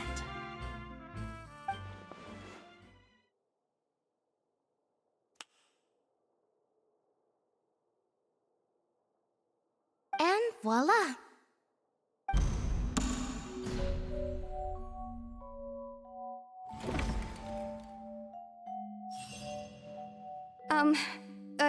Sorry for the interruption. Wait, isn't that Halsey? So the whole thing about people dissolving wasn't true after all? To be clear, I'm only here because this person told me that if I testified, the merit of doing so would lessen my sentence. I was hiding outside this room listening to the proceedings because I was afraid that I would be the one put on trial. I was just feeling happy that no one had noticed me, and then before I knew it, she caught me. That'll teach you to underestimate us three. Where should I begin? I'm sorry. I'm the one who killed Cowl. I admit it. What? Why? Firstly, my name isn't Halsey. It's Lillian, and I'm originally from Mondstadt. I heard that Linny's show was gonna be a real thriller, but I missed the chance to buy a ticket, so I stole one. That's how I make a living. I steal stuff here and there, and I'd never been caught before. But I was noticed at the harbor a few days ago, and I barely got away. Linny was the one who caught me in the act. Hey, no wonder you look familiar. So you were the thief! Liddy even mentioned that you were pretty skilled. Well, and I thought that would have been the end of it, but then the number selector chose me. He even mentioned the Fortress of Meripede. That's a prison, isn't it? So you can imagine how shocked I was. I thought he was onto me for sure. So I played along with the show while looking for an opening to flee, but then I got water poured on me for no reason, and then someone jumped into the tunnel to nab me. I wasn't going to take that lying down, so I knocked him out and stuffed him into the box. There was nowhere to run from there, though, so I had to change my clothes and hide in a box containing performance costumes. I slipped out after the first guard arrived at the scene and continued hiding inside the opera house. Can a person even hide in there?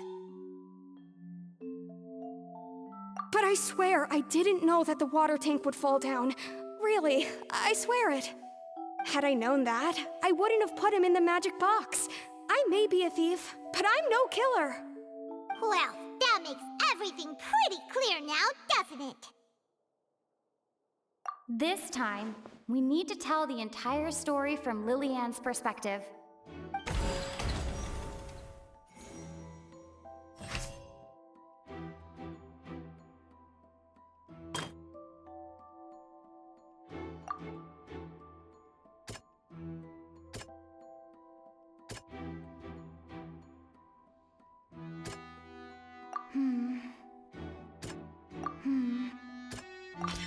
The strange sound wasn't from a fight.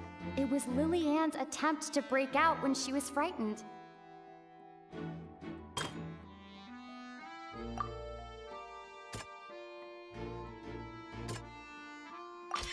The flower vase was not broken to cover anything up, but was smashed during the struggle between Lillian and Cowl.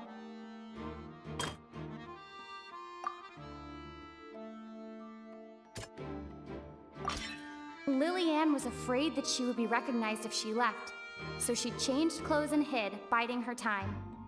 Just... And it's Ace Detective Paimon time! Having been selected out of the blue, Lillian panicked. Her panic only intensified after she entered the tunnel and had water poured on her head. So she kicked the door open, producing the thud we all heard. Hearing the commotion, Cowl leapt into the tunnel, only to discover that Lillian had not dissolved.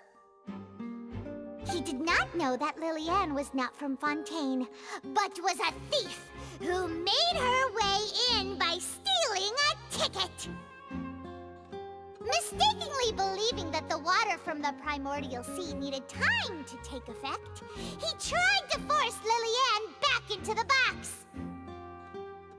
The two broke the flower vase during the struggle, but Lillian came out on top, knocking Cowl out and putting him in the box. With no way of escaping, she changed her clothes and hid in the costume trunk until the performance ended.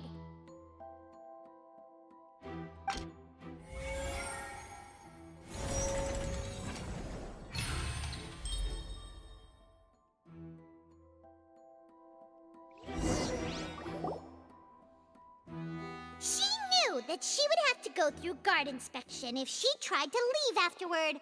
So, she has been trapped in the Opera House these last 2 days. She had already become desperately hungry by the time we were chatting over macarons. So, she swiped 2 of them right under our noses.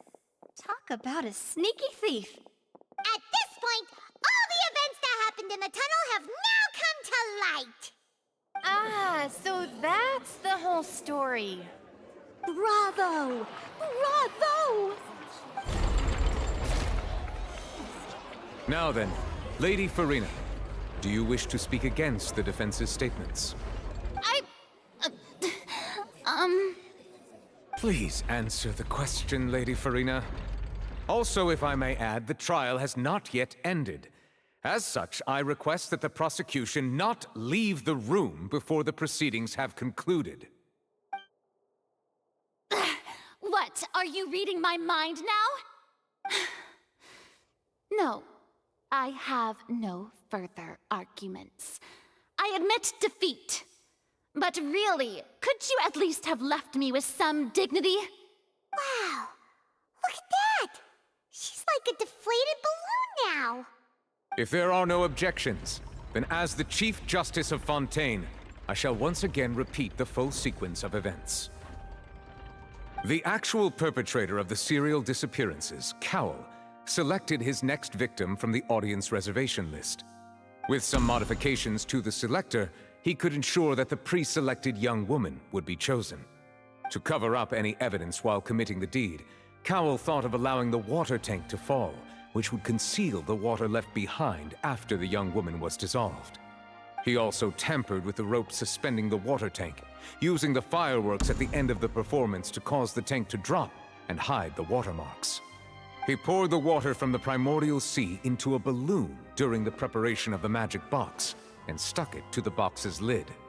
Finally, he passed the prepared hook on a rope through the gap in the magic box's door when bringing the young woman to said box. When the magic trick officially began, the box containing the woman was lowered into the tunnel, tightening the hook rope and bursting the balloon containing the water. If all had gone to plan, the young woman would be dissolved at this time. However, Lillian was not from Fontaine and thus fled the box with a loud noise. Realizing that there was trouble, Cowl entered the tunnel and met Lillian. Thinking that the waters had not yet taken effect, he decided to proceed. However, his opponent was more capable than he thought, and he was overcome, knocked unconscious, and placed into the magic box, and thus became his own final victim. Lillian, according to her own statements, then changed clothes and hid until the performance ended, before hiding in other parts of the opera house. As for Linny, he was in the underground structures within the opera house, and was thus ignorant of these happenings. From this reconstruction of events, we can conclude that Linny, the accused, is in fact innocent. While there is much in Linny and Lillian's conduct that should still be investigated separately, this case, at least, can be handed over to the Oratrice to make the final decision.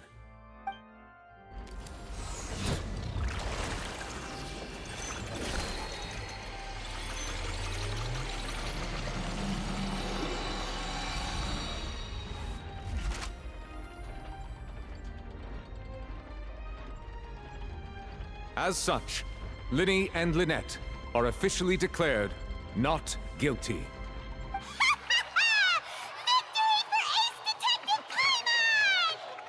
Great work, partners. Thank you all. Thank you so much. Next, I think we deserve an explanation, Guard Vaughn. How did you find the water from the primordial sea in Linny's baggage? Right! Your discovery caused me to make a serious mistake, you know. Or was that not a discovery, but false evidence that you dared to bring before this court? I suspect that the accomplice mentioned in Cowell's notes was not Linny, but you, yes?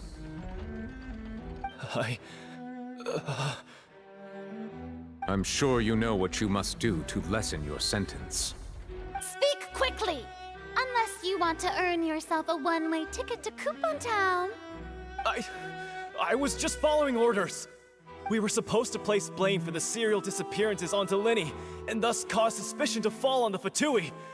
The higher-ups said this was the best opportunity to do so. And now that your plan has fallen through, and the secrets of the water have been revealed, you have become a liability to said higher-ups, yes?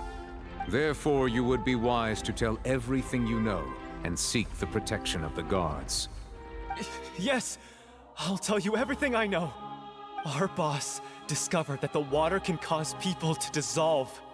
It can also be made into a potion, which when extremely diluted, can cause people to experience unforgettable exhilaration.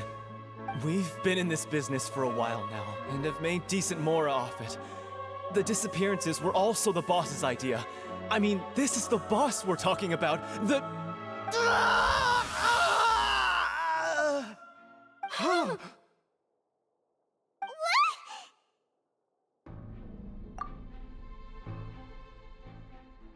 And now he can no longer talk.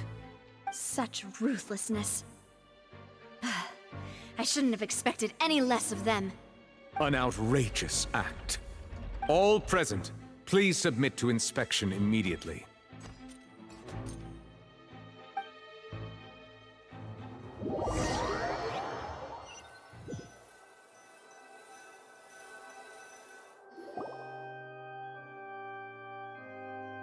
So, we're just going back now?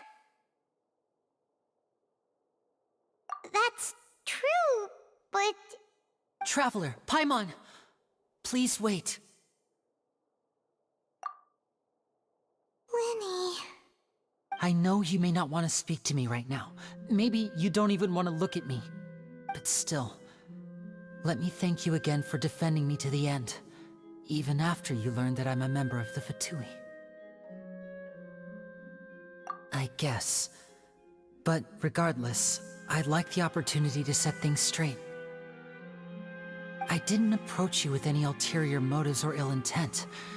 I've spoken to you as myself, just plain Linny this entire time.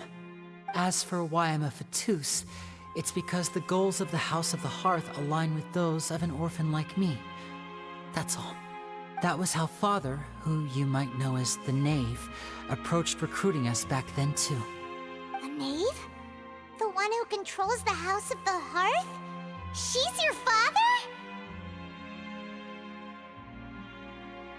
That's right. And since we're here, I was wondering, would you mind hearing a story?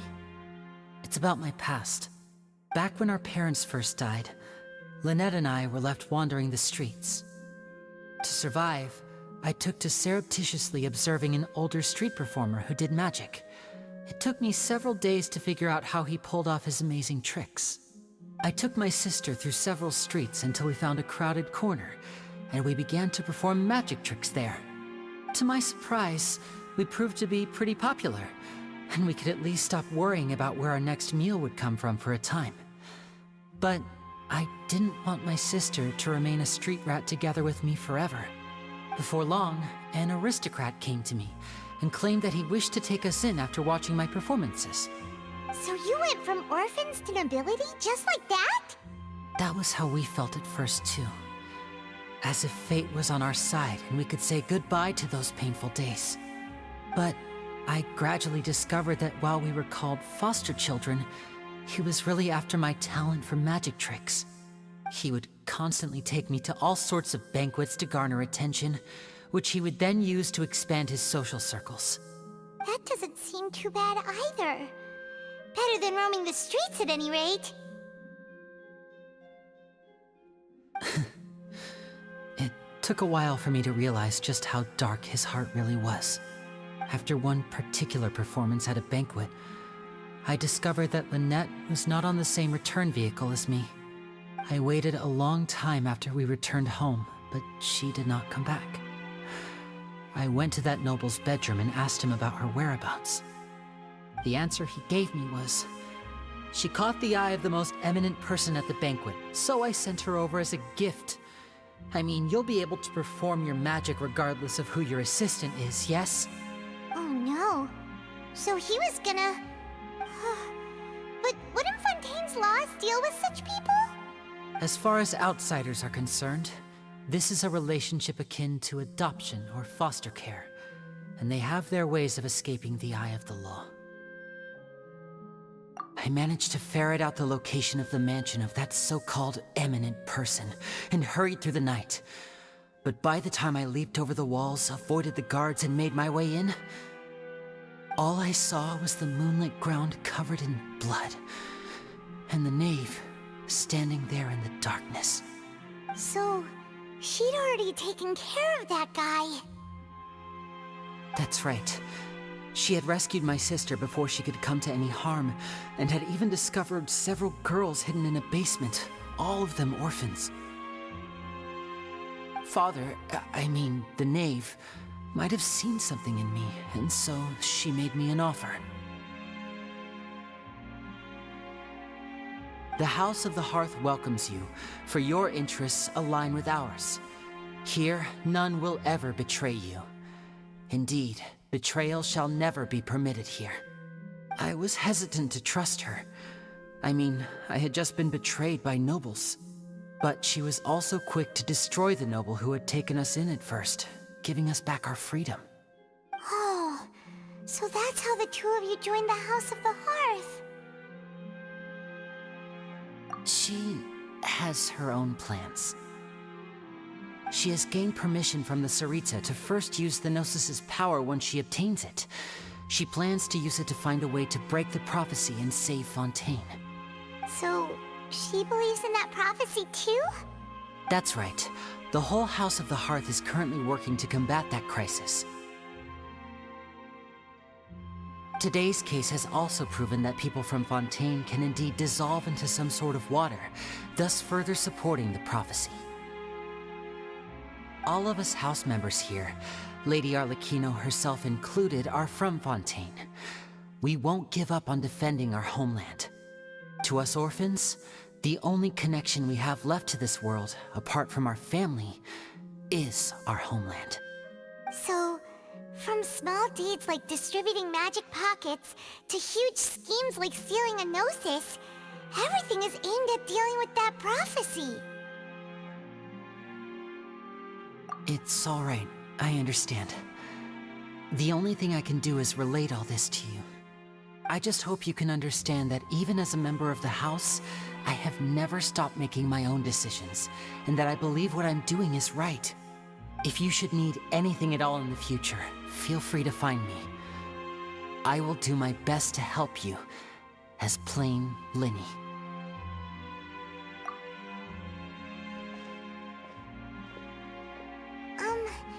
Bye, Linny!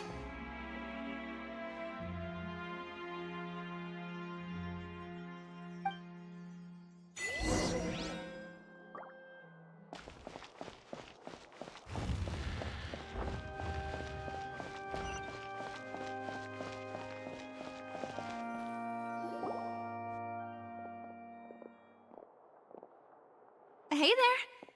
What was with the disappearing act you pulled right as the trial ended? Were you looking for us, Navia? Well, this whole thing isn't exactly over, is it? I do feel that we're getting closer to solving the serial disappearances case, though. Don't you think so, too? Huh? What's wrong, my dear partner?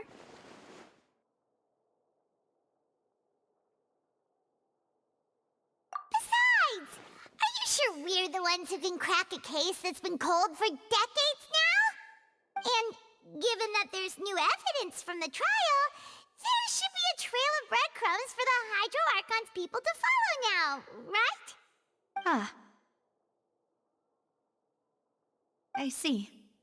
Well, I won't lie. I'm a little shocked to hear that from you. But I suppose you are just travelers who have only arrived in Fontaine after all. Sorry. I might have been too presumptuous. Don't say that, Navia.